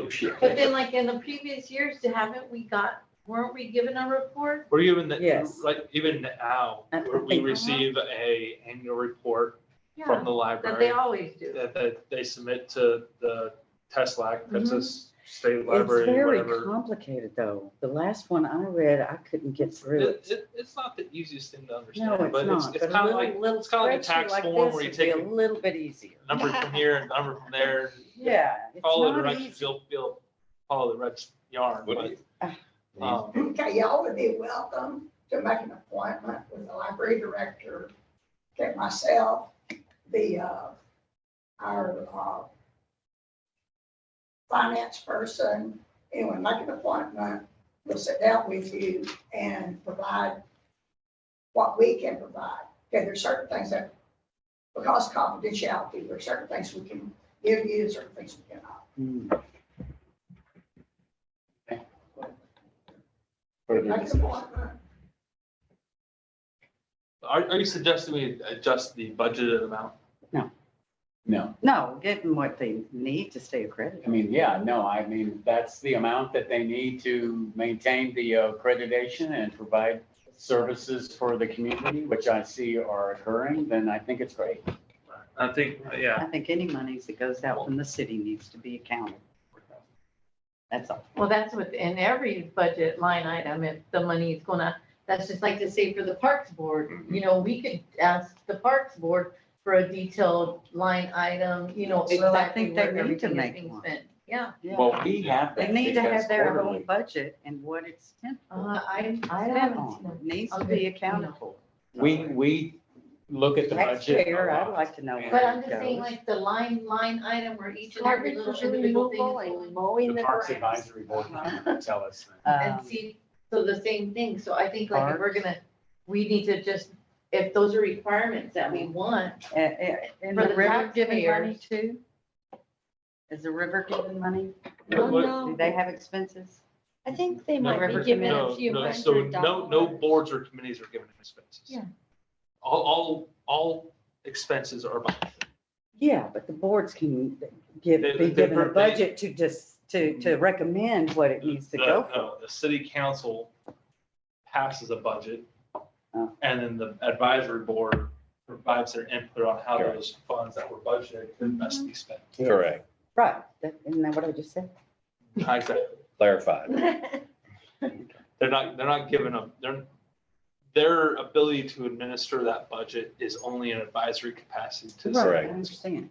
As I said, as we stated earlier, correct. Okay. Are the library boards, are those open to public, board meetings open to public, Parts of it, yeah. parts of it? So if you're interested or anybody's interested, attend the public portion of the board. Meeting. I'll learn something about that.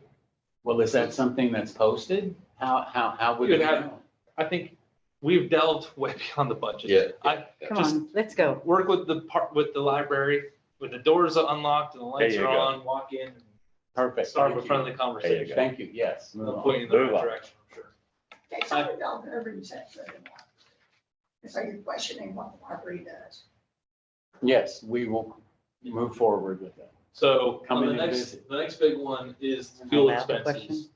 On Nothing. 8125 fuel expenses. So, the budget amount, I've increased it to $9,000. That is a significant, our most recent monthly invoice from our fleet card was over $500 for a month and just in fuel. I believe it. So that might be low. 561. Wow. So, 9,000 may not even be enough, That's, if the gas prices police don't vehicle? change. So, that's just our police. that might be an area That's not of risk where we could be more conservative in our budget setting. But, you know, Sam wanted his part to have the $25,000.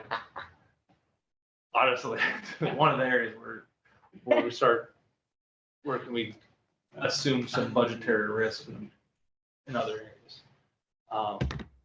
Any questions, comments on that? None of that's covered by the COVID money or any of that stuff. Okay. We'll talk, you brought the COVID money. so we're gonna get to Yeah, that in a second. that's one of my You know, questions. when will it be time That's if we do revenue. what? Like say if I wanted the River Advisory Board to have some money in their line, in a line item for them, when would that be a good time to bring that up? Yeah. I would like for the San Marcos Martindale River Advisory Board to have, at least, I would say 1,000 For what kind of expenses do you anticipate? Well, I mean, like, if they wanted to have like an educational, event or something, that's like, take for instance, the event that I don't want to get into it, but Mhm. it's going to, it could cover like, there's gonna be a distribution of reusable water bottles, a table with pamphlets, signs at the river, protect our rivers. It Cleanup, could be, yes, just the something one- like and that. Don't they Yeah. already do a river cleanup is it just They did Martindale their or is it one. all the way up and down? It's all up and down, Yeah. but Martindale We did the could first focus- one just a few months ago. Uh-huh, and see, Education, hand out Yeah. free. And then And I think that, non-disposable containers. I'm all for that. They yeah. gave great hot dogs. Yeah. so a lot of that, a lot of people are doing it with their own money. So, if the advisory board had at least some funds in there, maybe to do one something, that would be good. Yeah. Maybe they won't use it at all. What does the council think about? And it's just a dollar. Okay. Well, combining the Parks Board and the River Board, that doesn't have any impact on the monies that would be given to the If they're River Board. combined, Did they it respond when you becomes asked river and park. So we would be privy to the money as well. about the budget? I mean, it sounds like something that's educational. I mean, depends. Where are we just pulling this? Like, I'm not saying it's a bad idea, but I'm just like wondering where we're pulling this extra 1,000 for Right. everything out. Yeah, right- It's right extra now- 1,000. Right now you have a surplus budget of $787. So it's Oh. $787 in there, It's a start. The start. Yeah, I mean, it's a start. 500. Well, I'd I like mean, to- if you make an argument for them, Like you to could have make an some argument kind of for buffer on the there, but- historic commission too. Mhm. But the historic is not, I mean, if they started to be active, like, in doing stuff, maybe they wanted signs, maybe they wanted whatever, but Not just signs, just actually, So Getting again, it's not research, necessarily giving that board, of like, the it's not city. getting like an expense account. What it would be is it'd be for some purpose. Yeah. And then they would advise city council We on need the how money. it would be spent. Restricted fund, Gosh, basically. a Well, pamphlet It would, just. it would go for on, like the park, Historic district. $24,000, or, like the library's 21,000. Well, library's a little different.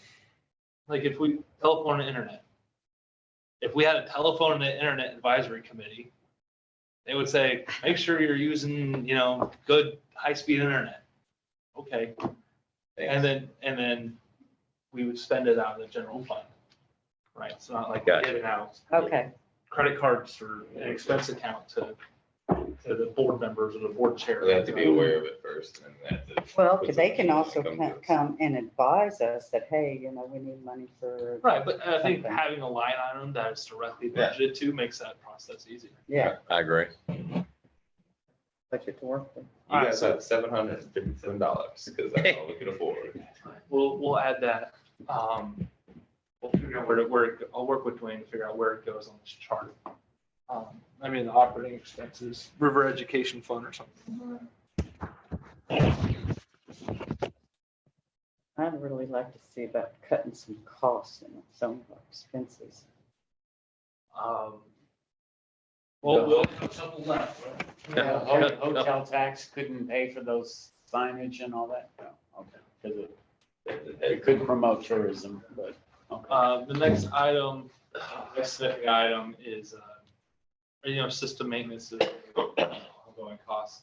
We have annually, paid for a radio operator. And then the last item doesn't have a number on here, but, our savings goal for our emergency fund is 250,000. And so adding another 500, Where are we? 5,500 helps get us closer to that goal. Accounting for it in the budget, make sure that it's not an afterthought. Now, what you will not see on here, this is somewhat significant, this gets to the question about COVID funding. In last year's budget, in 2021, we budgeted for a savings of $31,000 to go into our capital improvement fund. I was going to buy down, basically save for our anticipated expenses related to our matching component of Northwest River Road. We're going to have to pay about $67,000. So last year we budgeted about 31,000 for that. Our future year spend plan has carrying the rest of the balance this next year. This budget, however, does not include any savings for that item. Under the reason why is under the American Recovery Plan Act, which is a big umbrella act that gave us quote unquote COVID money. That COVID money, if you will, the city will receive probably by the end of next month, we'll have a total of about $302,000 set aside. So under certain treasury rules that were adopted for municipalities that received less than $10 million, they could consider those funds that are received from the government out of that program revenue replacement, meaning they could go into your general fund, and they do not carry the same restrictions that were initially placed within the law. So really freed up small cities like us to use the money as we best see fit. But It's only 170 something. it was 157 last year for the first half, and the second half, or 156, 52. 152 last year, and we're going to get another 152 this summer. Great. So what I've proposed is in a future council meeting, I'll be with a spend plan with all this in it. But the $67,000 matching for North River Road comes from that. Oh, perfect. So we don't have. Good job, any outlays. city administrator. Then- There's 67,000 off the top of the 350. Yeah, 300. 300. So now at that point, you have maybe 230-ish Right. left. Then there's a number of deferred maintenance activities that need to take place with our sewer system. That's probably another 75. Now it's probably might be up to $80,000 or $90,000. Wipe that off. We gotta finish Lockhart Street. Yeah, we also have to finish with Lockhart Street. So there's some big ticket items that start coming off of that pretty fast. Yeah. But I want to point it out on here as we're budget setting, that's a significant change from our future year spend plan now, is not accounting for that savings, but instead, if we use the rules that we can, we use it to our advantage. Good job. I agree. Okay, so we'll have a meeting to discuss Yeah, that, right? we'll present that as a special, program item, because those funds go into our, what do we call it? Community Development Fund, basically our grant savings account, our grant management account. And we can present how we're spending those. So is that where it's going right now? So on Dwayne's monthly budget reports, there's the bank balances. You'll Yeah. see the 150 some odd thousand Yeah. listed on there.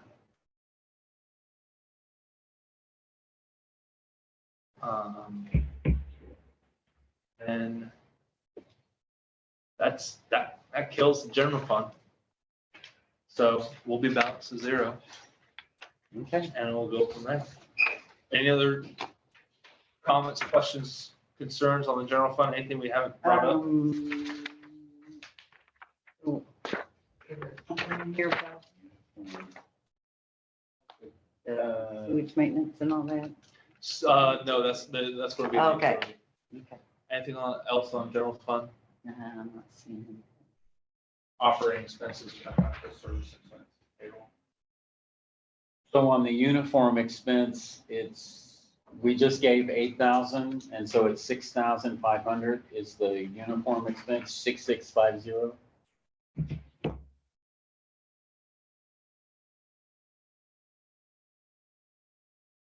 Uniform expenses? No, it's 1,000. Oh, what's that 6650?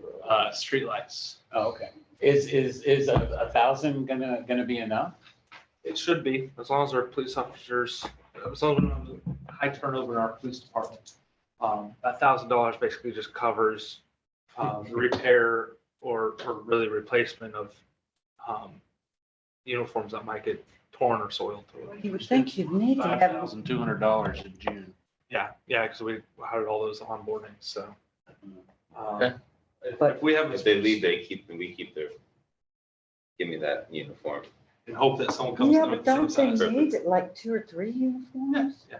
So this Okay. is really like, this won't stretch all that far, but if you ruin one, you blow up, if your knee gets all rip in it, that can't be repaired, you can get a pair of trousers. That's how this is Yeah. for. Is a bulletproof vest considered a uniform expense? Yes. Okay. Ooh, Because those are hard to Still- reuse because they're tailored to the person's torso. and you would think that the 1,000 isn't for 3 officers? I mean, how much is Well, one this uniform? is, so it's, we have very different expenses when you're maintaining an equipment inventory versus starting from scratch. We basically bought a police department from scratch in terms of uniforms. In the last month or so. Especially when you include. It's not a lot. It's only going to cover a couple pairs of pants, a couple shirts for those that get soiled or ruined. So some of them already have their own uniforms?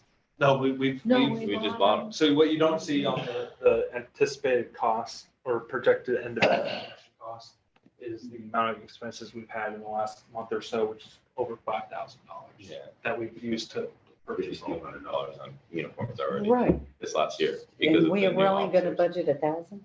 Right, because we're not buying a whole set. Oh, okay. Yeah, we- I like All right, over all half right, all right, that's bulletproof different. vests that you won't buy again next year. Okay, got it. Okay. When you go to janitorial services, that Yeah. is, It's gonna be in service. 80/40. 40. Okay, so it's right there. And then I forget at the top the column, so 4,160 is the green. That's good. That's Rest of last the year, FY22 budget. That's, That's his projection. This was a future year spend plan. I'm not sure yeah, why that was so low in our spend plan. Well, he had to work extra due to COVID for Yeah, 2020, yeah, right? That's been That's offset. offset. This might be an issue of data entry. I'm wondering what's going on there, and then like, This is also, Oh, but it's basically what's happening is we're budgeting janitorial services at the same level as the previous year. And it's based off of a set rate per week. So. But I think he gets about 100 a week. 100 a week, but part of that comes from the park, right? Well, no. And it's $20. $20. No, 20 goes to the parks, but And he then used to get $80 for here, but then we added $20 to it to clean the police department. So now. he I gets was not sure. I was not tracking that. Okay. When did we make that change? and so then like, whenever, Back 6 months ago. whenever That's he fine. cleans, is it like, how long does it usually take him to clean? nasty back there. yeah. How long does it take him to clean? Not very long. A couple hours, like an hour, hour or two, So that's basically like $80 for an hour. maybe two. Yeah. And 20 for the police now, because we're cleaning the police and the bathroom in the back. Yeah. So it covers that too. Comes once a week. So it's $100 Oh, wow. now. So, okay, that's going to have an impact. But Adding the police station, there's a bathroom back there. So that was adding a bathroom. Yeah. So that's 2 bathrooms. There's a lot more people moving around back there now too. Yeah. I had a question. Doing your river. Huh? Doing your river education fund. Well, I'm just gonna say that $80 an hour for cleaning, I It I takes a bet he, while. I bet he takes a lot longer. I mean, he's vacuuming floors and. It takes more than that to vacuum and do. We'll have to ask him. I'll ask him. I had a question about vehicle repair and maintenance. We've got vehicles back there. that are still sitting there, and we talked about combining. Yes. So this vehicle repair and maintenance is really to upkeep the two vehicles, the two newer vehicles that we have. It doesn't include the older Tahoes. So this is like, tires, oil changes, car washes, for the Explorer and the new Tahoe. The older Tahoes, we're looking at doing something with those that might, depending on what is done. But that's gonna cost money, say, to combine those two bad vehicles, say, So into we're one. gonna get some estimates and we're gonna figure out if that's a worthwhile expense. Ever seen that thing on July 4th when they just fly off the side of the cliff? That sounds pretty good. Sounds It could fun. also be your little booth where you collect park fees. That's true. You can just sit in there and roll it over. Over there because of park ranger vehicle. There you go, Park Ranger. Open your cooler. May I look in your cooler? May I look in your cooler, please? All right, utilities. All right, let's go. Let's keep them moving. All right. Keep it moving, I agree. Utility fund, so not a whole bunch happening here. At the top, you get a couple of service fees. The big ones to point out are payroll overhead and administrative overhead expenses, 6300 and 6330. Those are transfers to the general fund that cover payroll expenses and office, automation costs, printing and postage, and other things, space. So the other large line items, I'm gonna go down to sewer system maintenance repair, item 7070, and combine that with line item 70. Those are costs that we incur out of basically our wastewater operator. Our monthly expenses, routine expenses, and then also breaks. Anytime something breaks, it's about a $10,000, $15,000 expense. This budget between those two line items reduces significantly from prior years. Combined, we have these budgeted at $43,000. That is slim. The closest comparable is in 2021.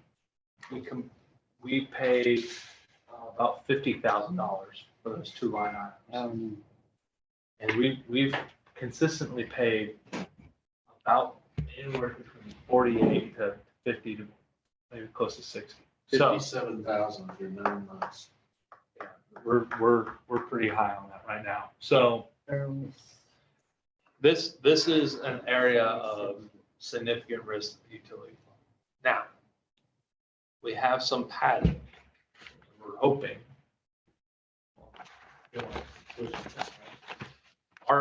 We intend to achieve cost savings in our maintenance costs.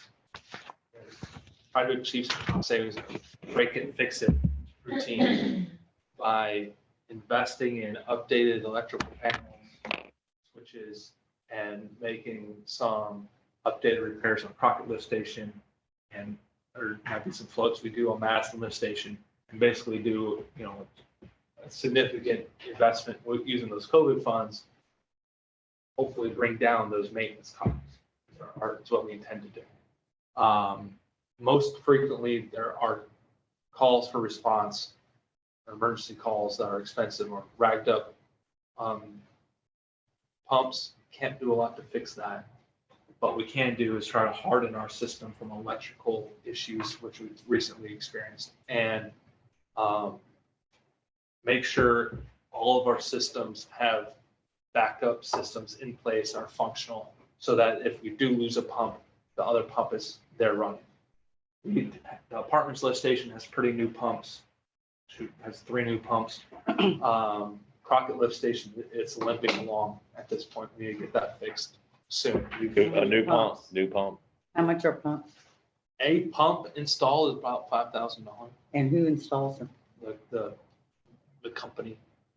Oh, okay. That we buy them from. And can we, go out for bids for maintenance contract? 'Cause I mean. We they've been went out for awfully bids high. on a maintenance contract a few years ago when we awarded a 5-year contract. I to a remember certain that. Wastewater operator, and he provided very competitive rates. Oh. Not only for a response call hourly costs, but also just our Man. monthly costs. So I think, There's 2 men, right? yeah, it's a 2-man. And every time they come out for a call, we have to pay both men. No. Okay. No. Not typically. Hmm. If it's a big call, probably. What is our lifespan of those pumps? What you're seeing? What's burning out on them right now is electrical systems. So that's why we're, And that, And it's Freeland and ruining Turk. brand new pumps? we can. oh, really? So we need to get, Yeah, so Freeland and Turk our engineering company, did a assessment, had an electrical engineer out here, did an assessment of our system. And this was about, a year and a half ago, maybe 2 years ago now. At the time, it was $50,000. It'd say the cost gone up by 25%, probably look at $75,000 to fix all that stuff. So that manna from heaven, that ARPA COVID funding. oh, yeah, I agree. Yeah. Spend it. And then it's not just the pumps that are issues. Madison Lift Station has issues sometimes with its float meters. We have issues at Crockett Lift Stations with one of the pipes that are busted. And some of the electrical control systems that make the backup generator talk to a control panel, some of those switches are fried out. Squirrels running into wires, that'll do it. And then just bad. Anybody try We to, perceive that there's a bad power supply here in Martindale with spikes and brownouts and different things. We worked with Bluemont to get a study Good done, luck. and their data recorder timed out after only a couple days. And so we don't really have a full picture on what a full month looks like. But those first couple of days, the power was good. But there for a while, we were having some, especially in summer, we get some power issues. We just ran into a power issue surge, basically, in Madison. That cost us a big chunk of money. So doing those investments, our intention is to drive down these maintenance costs, but that is an area of continued risk.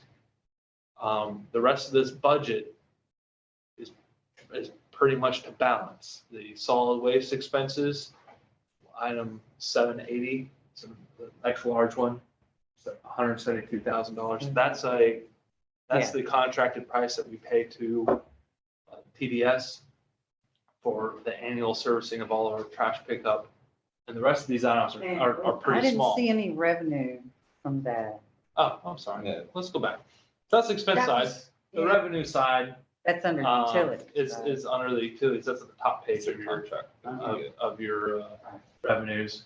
And so our service fees that we collect from from customers on the solid wastewater is 97,000. And on solid waste is 213,000. And then we have a couple of other small fees that All right, get wait, rolled in.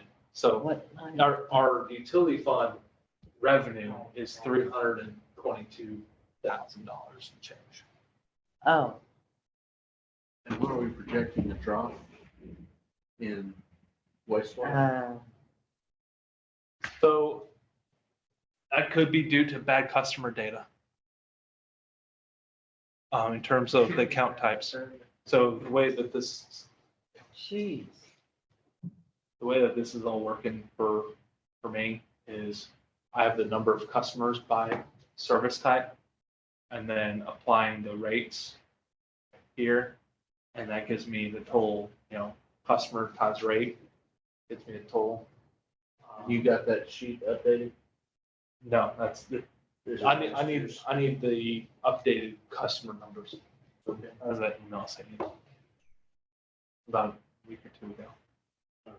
About the number of customers. With that, updated, we might see that bounce around a little. Maybe later, if we're gonna talk about the parks, we need to also talk about the We were talking lifts. about the Wait. No, I said later we're gonna talk about it, not anymore now.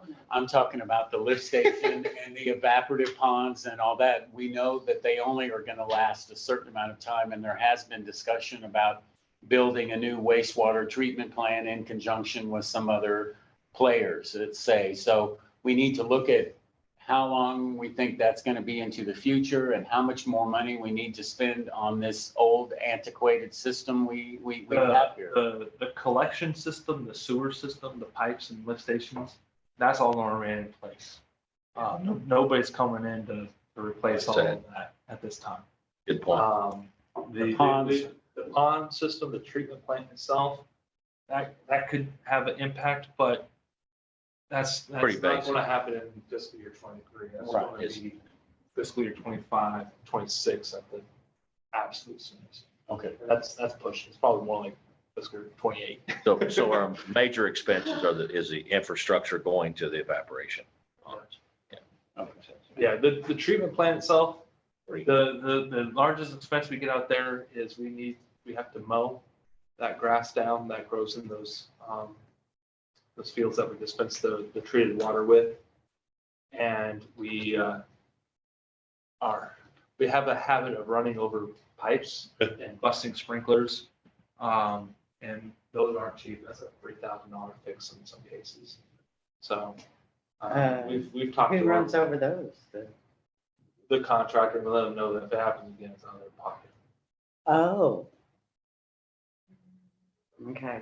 Not our treatment operator part, the contract that we use to mow out the treatment plant. Oh.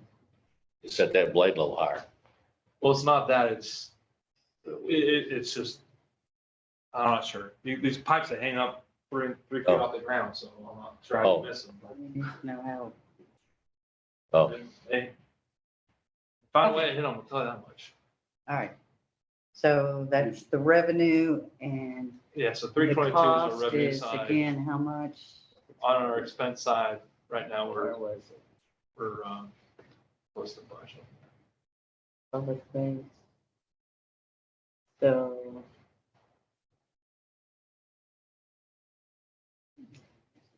So my point I want to bring this to your attention is that if we're taking some risks here, we have a buffer, we could fall back to a little bit on the COVID funding. Of our doing some of these preventative maintenance activities, hopefully reduce some of our annual maintenance costs.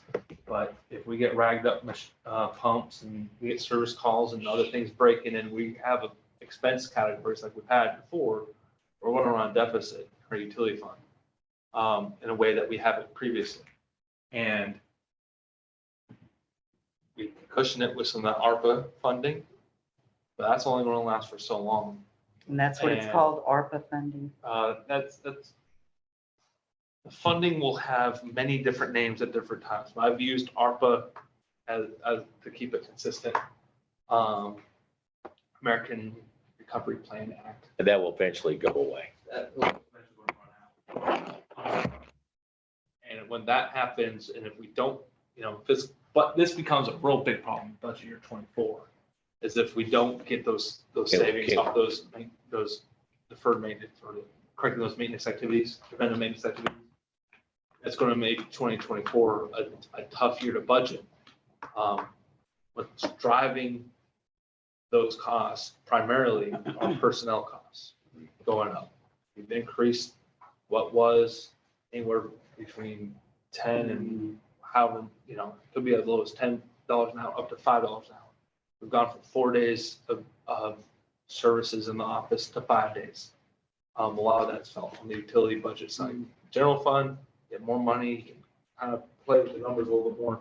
Utility fund, it's on a dime in, dime out kind of basis. And so Gotcha. making those personnel cost changes starting to catch up to us. Gotcha. Dwayne, your flashlight's on. Oh, so sorry. I mean, overall, can't really do a lot of cutting with this. It's Really? I think this is cut even too deep. Really what we gotta figure out. But as a I don't city think, I don't think is we're how at, to make money. I don't think we're at a position to increase rates again. It's like, how do after last year. we generate revenue with the city? Because that's what needs to happen. The other thing that we could do is have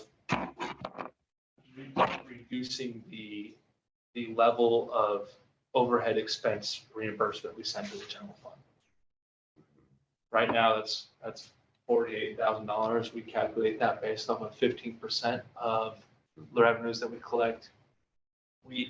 Dwayne took a deep dive on that a couple of years ago. 15% was about right. We could look at lowering that percentage down to decrease costs within the utility fund, Equipment, where were we at? at line 6300. Basically, it will, in a lot of ways, it shifts that cost back into the general fund.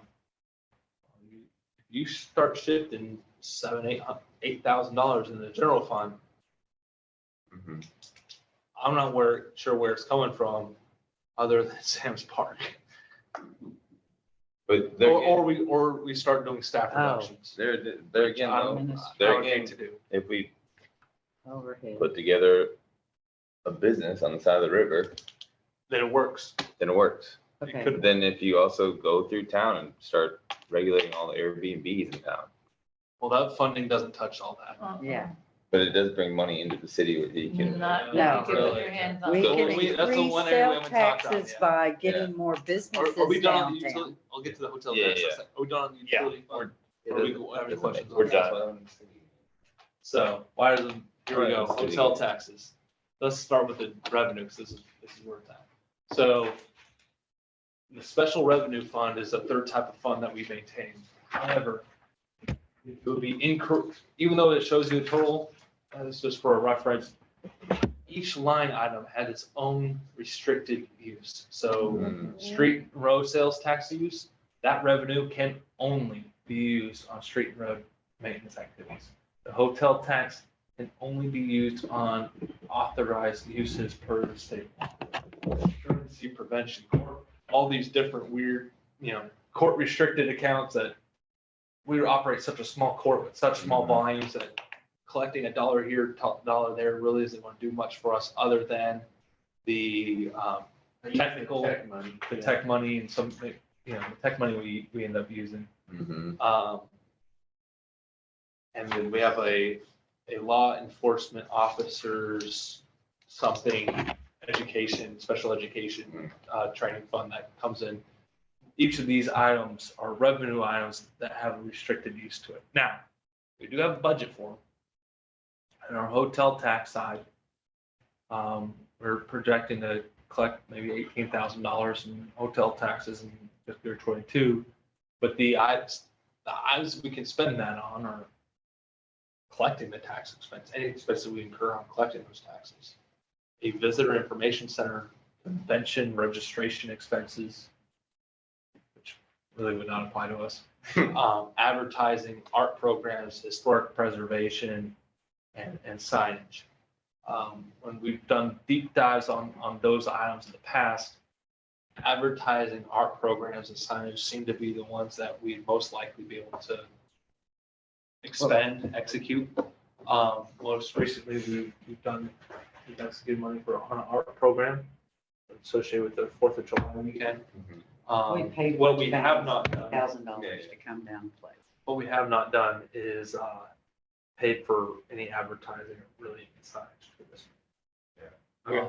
I mean, in the grand scheme of things, I don't think the city made a lot of money over the 4th of July. It's hard to say, like, if any of the, There was no fees, just, well, I mean, What if we do? there was sales tax. Yeah. If we could get more $1 businesses fee around every here, time we'd somebody pays probably their utility bill? make a lot more money in sales tax. that's what I'm saying, there is one coming. I mean, just increase Yeah. the rate. Just like a municipality fee.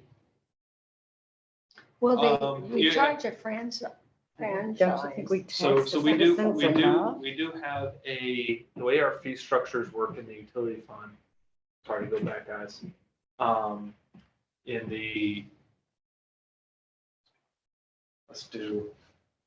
Yeah, let's just go for it. In our fee structure for solid waste, this is not a table that you have in your, this is something that runs in the background. I'll roll numbers together. We have contracted rates for different service types. The city takes those costs and adds on additional flat fee of either $10 or $8, depending on your customer, type of customer that you are, on top of what the TDS rate is. We also add on this other fee. We call it a franchise fee. It's not strictly a franchise fee, but it's another revenue generating fee on top of the utility bill. So if on the solid waste side, which is where the bulk of our customers are, if we expend in fiscal year 22 or fiscal year 23, sorry, let's keep it on the same, $172,000 based off our mix of current customer levels. We collect on top of that additional fees of another $46,000 over the course of the year. Can we increase those fees? Yeah, you can increase, that's would just Why be an would you ordinance want change. to? So if you, Wanna tax it hypothetically, even more? if you, They're talking about the paying for personnel or cutting personnel. And this is trying to find ways to be able to increase revenue or cutting personnel in the city, in which resulted jobs not being done and not having officers. So I think like a reasonable increase, if that's going to be a way to generate some revenue, then to me, it seems like that would be the easiest way. yeah, so if we took, if we wanted to change these numbers around, let's take the residential customers, so that's the bulk. Let's just put this down here. Oops. Let's do, where's my values? All right. If I wanted to say $8, we had 300, that's 4 items wrong. Let me put this in the right column. Hopefully the 4 items stay right. That's kind of right.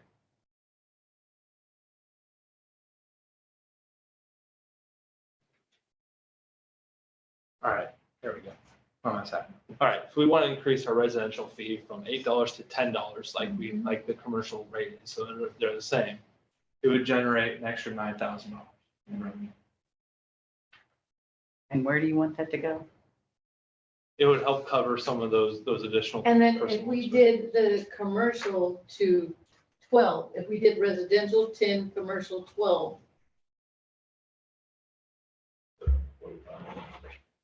Which fees are these that we're talking about? These are fees that you don't get, that you likely will not, you don't see broken out in Your bill. your bill, but they are operating in the background as part of your service.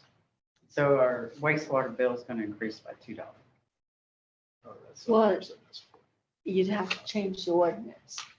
You increase it by maybe, upping that by $2, you increase that line item by about 2,000.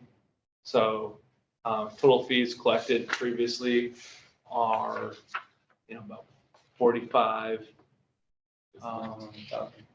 So we can't afford the people we've already hired? Yeah, we can. but he was saying that in order to be able to sustain them, he made a comment that there's either ways that or we would blow our budget or we would have to lose some people. We blow some- In a worst case scenario, in a worst case Yeah, scenario. if our idea So we, of expending the COVID ARPA money on preventative maintenance activities, if that does not reduce our maintenance cycle by $15,000-$20,000, $10,000 to $20,000 as we expect per annual, we'll have to come up with that. Are your technicians, do they give you those facts Too that would? soon to go ahead and start raising taxes. Let's see No, what works. it would, Yeah, big process. we'll see how this goes, but there's a risk here that Are they- if we go negative on this item, now we have that cushion of the ARPA funding to backfill it. But if we're spending $7,500,000 on that, we're spending that on the $67,000 on the road, Anyway.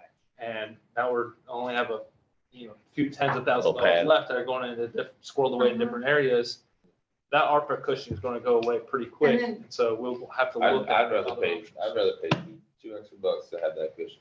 And so then just like, okay, so thank you for saying that. So I'm just trying to like, as a council, just like say, as a council member, say like reasonably, without doing like this big old huge increase on whatever, but in able to afford, the investment that we've made on our employees. Like, what are some of your suggestions? Like Jen, what is your suggestion to increase revenue in the city to be able to sustain? My idea is to try to reduce some of these costs No, but first. the costs aren't going anywhere, Jan. Well, They're gonna keep you going know, higher and I higher. don't know. So what's killing us, what's also killing us is maybe. our rate structures do not account for inflation. Yeah, Uh-huh. that's- And inflation's killing us. It's going to kill us on our Grant and Northwest Road. It's going to start killing us really on these service calls. And that's like everything around us is going up higher. And I mean, I get it. We are all feeling it everywhere that we go. But if we as a city continue to, stay at the same level where we're at, but still increasing our personnel, when everything around us is increasing, I don't see how a city can sustain. No, you can't. And like cutting costs is great, but cut it where you can, but forcing the cut, I just, This is an area, What is if we do a fee for service in the parks, and it isn't financial revenue generating, where it becomes self-sustaining, that revenue self-sustains the park.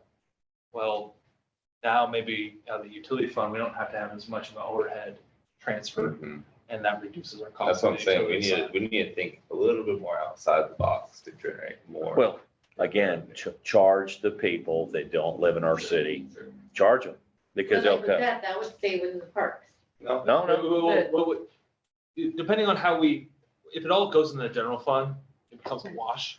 Yeah. So if the general fund becomes, quote unquote, richer, then you don't necessarily need to transfer as much money from the Gotcha. utility fund to the general fund to pay for those Mhm. overhead items. Well, also, you wouldn't be putting the 25,000 or whatever it is into the parks anymore. That money would go somewhere else because Mhm. you're generating the revenue Right. from the parks to cover the maintenance. Charge the out of town. Yeah, that's another way to think about it. if you Yeah, wanted it's to. another way. Charge. Also, real quick, To pay our employees. real quick, Well, And pay- maybe we pay vote empl- higher. And pay our We employees can't and afford it. Well, you have to have them. Who's gonna do the work? Jared, I have a question for you. Did this come from the engineer, your electrical engineer, that we'd have this type of cost savings? I mean, is that, where did that? The cost savings are purely function of getting the budget to match, to be honest with you. But if we say Madison, so last year, the year before, we had an electrical issue at the apartments lift station. It cost us $10,000. We had an issue at Crockett lift station, a little bit before that, electrical related, and it cost us $15,000. We had Madison had an electrical issue just in the last couple of weeks. That's going to cost us on the order of $8,000 to $10,000. So if It doesn't that, sound like one, they're being just maintained. preventing one of those issues a year gives us about maybe $10,000 saving. If some of the other upgrades and fixes, maybe some of the other little service calls we get. How many people have I guess- been I get- down I to guess look my at those question- lift stations and figured out why this is I happening? guess my Well, they're question, We had an getting engineer to old. do It's an that. old, My- like an my old question- vehicle. Yeah, well, my question is the engineer, electrical engineer basically saying if we do these upgrades, upgrade our electrical, What we'd it does- probably prevent, it'd be a good chance we'd prevent.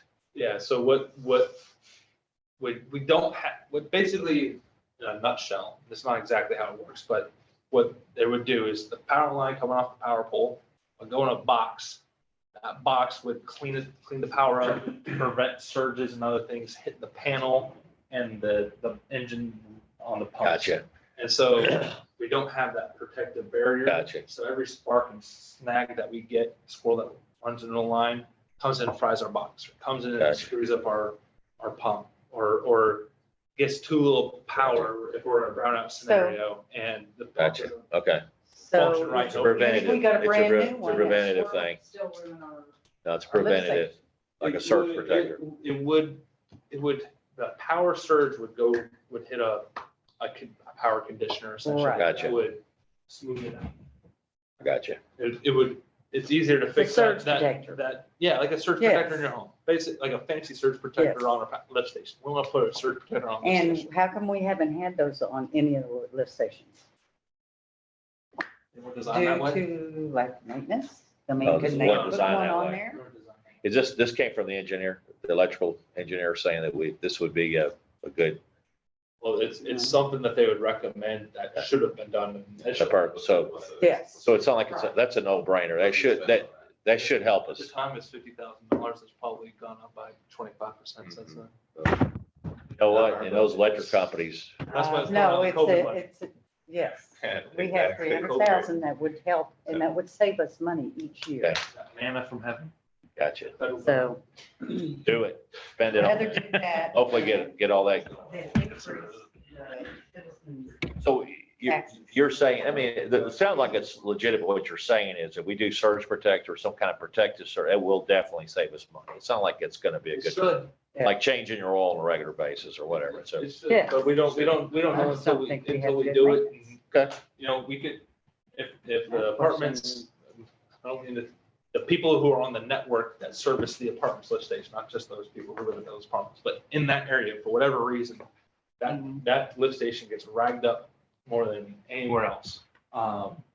Maybe it's the size of the pumps or the grinders that is used because it's on a smaller fitting and they just get gummed up more. Or they're flushing more stuff down the toilet for a long time.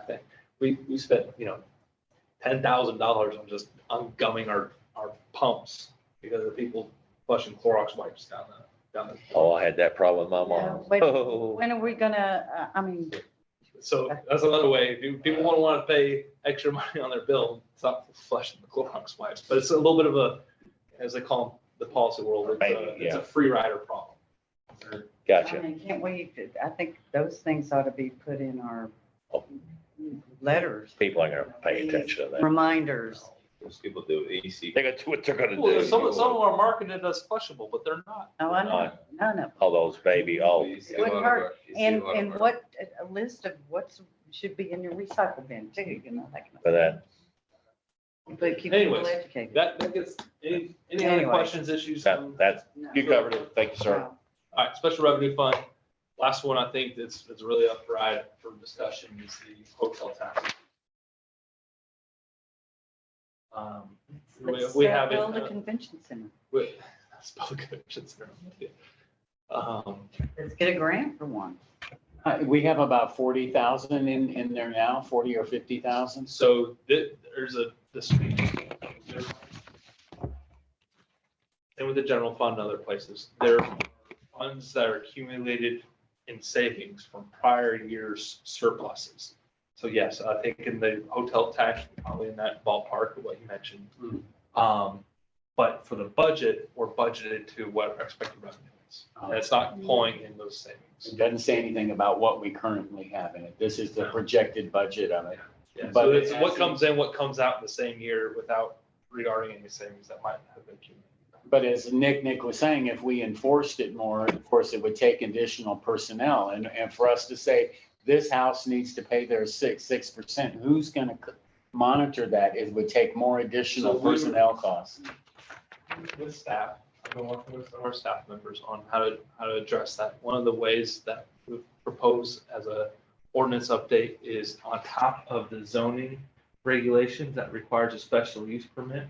We have a business registration license for a small nominal fee of like $5, $10, maybe 15, 20, whatever it ends up being, to register your Airbnb business. And if you fail to register, you have a fee fine that's levied against you. And then, so that's one of the ways that we get to enforce it. Along with that, we could look at other common sense regulations regarding 24/7 property maintenance, to handle noise disturbances and other things like that. So a lot of cities have done a lot of smart things already. Mhm. If we copy that, we should be in pretty good shape.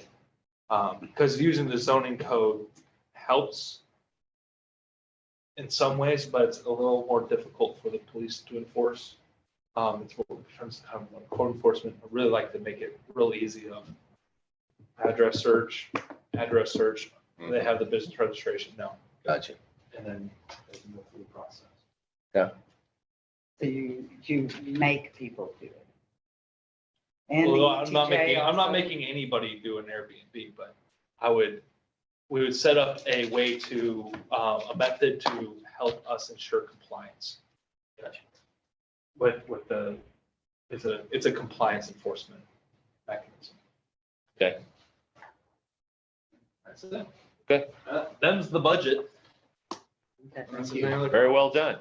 Thank you for working so Yeah, much on good this. job. Good All presentation. right, so next steps after this, I'll want to add in one budget line item for education or however we want to frame it. We can work on it. If you have something you want to propose after, and you want to send that to me, I'll use that. Add that line item in, and then this will change as we get better property tax numbers, but at least we have a baseline we can make adjustments from as we go forward with future conversations. And then like, just to, like the mayor said, well, this will open up to the historical commission. I mean, if you wanted to split it between the two of them, I mean, I'm good with whatever, but I think it's just a good basis to have it for awareness, signs possible or whatever. Okay,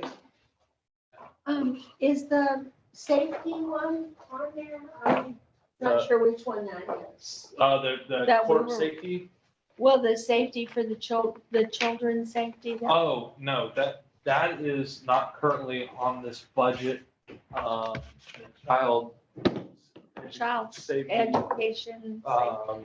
No, that's not on this budget. I don't have a good understanding of what our annual revenue. on Is it that required? Will be. Or all It's- cities- It would be a good thing to add to our special revenue fund to track it. We received revenue in the past, and we're going to propose a ordinance in an upcoming council meeting. Look up your emails Friday. That would handle how we use those funds. So, and it would have a special restriction to it. So we could go on. But I don't have a good sense of how much we would collect annually, because they've been collecting it for $6,000 for. many years that they collected but never given it to us. So it could be just like a little drip of a few $100 here and there.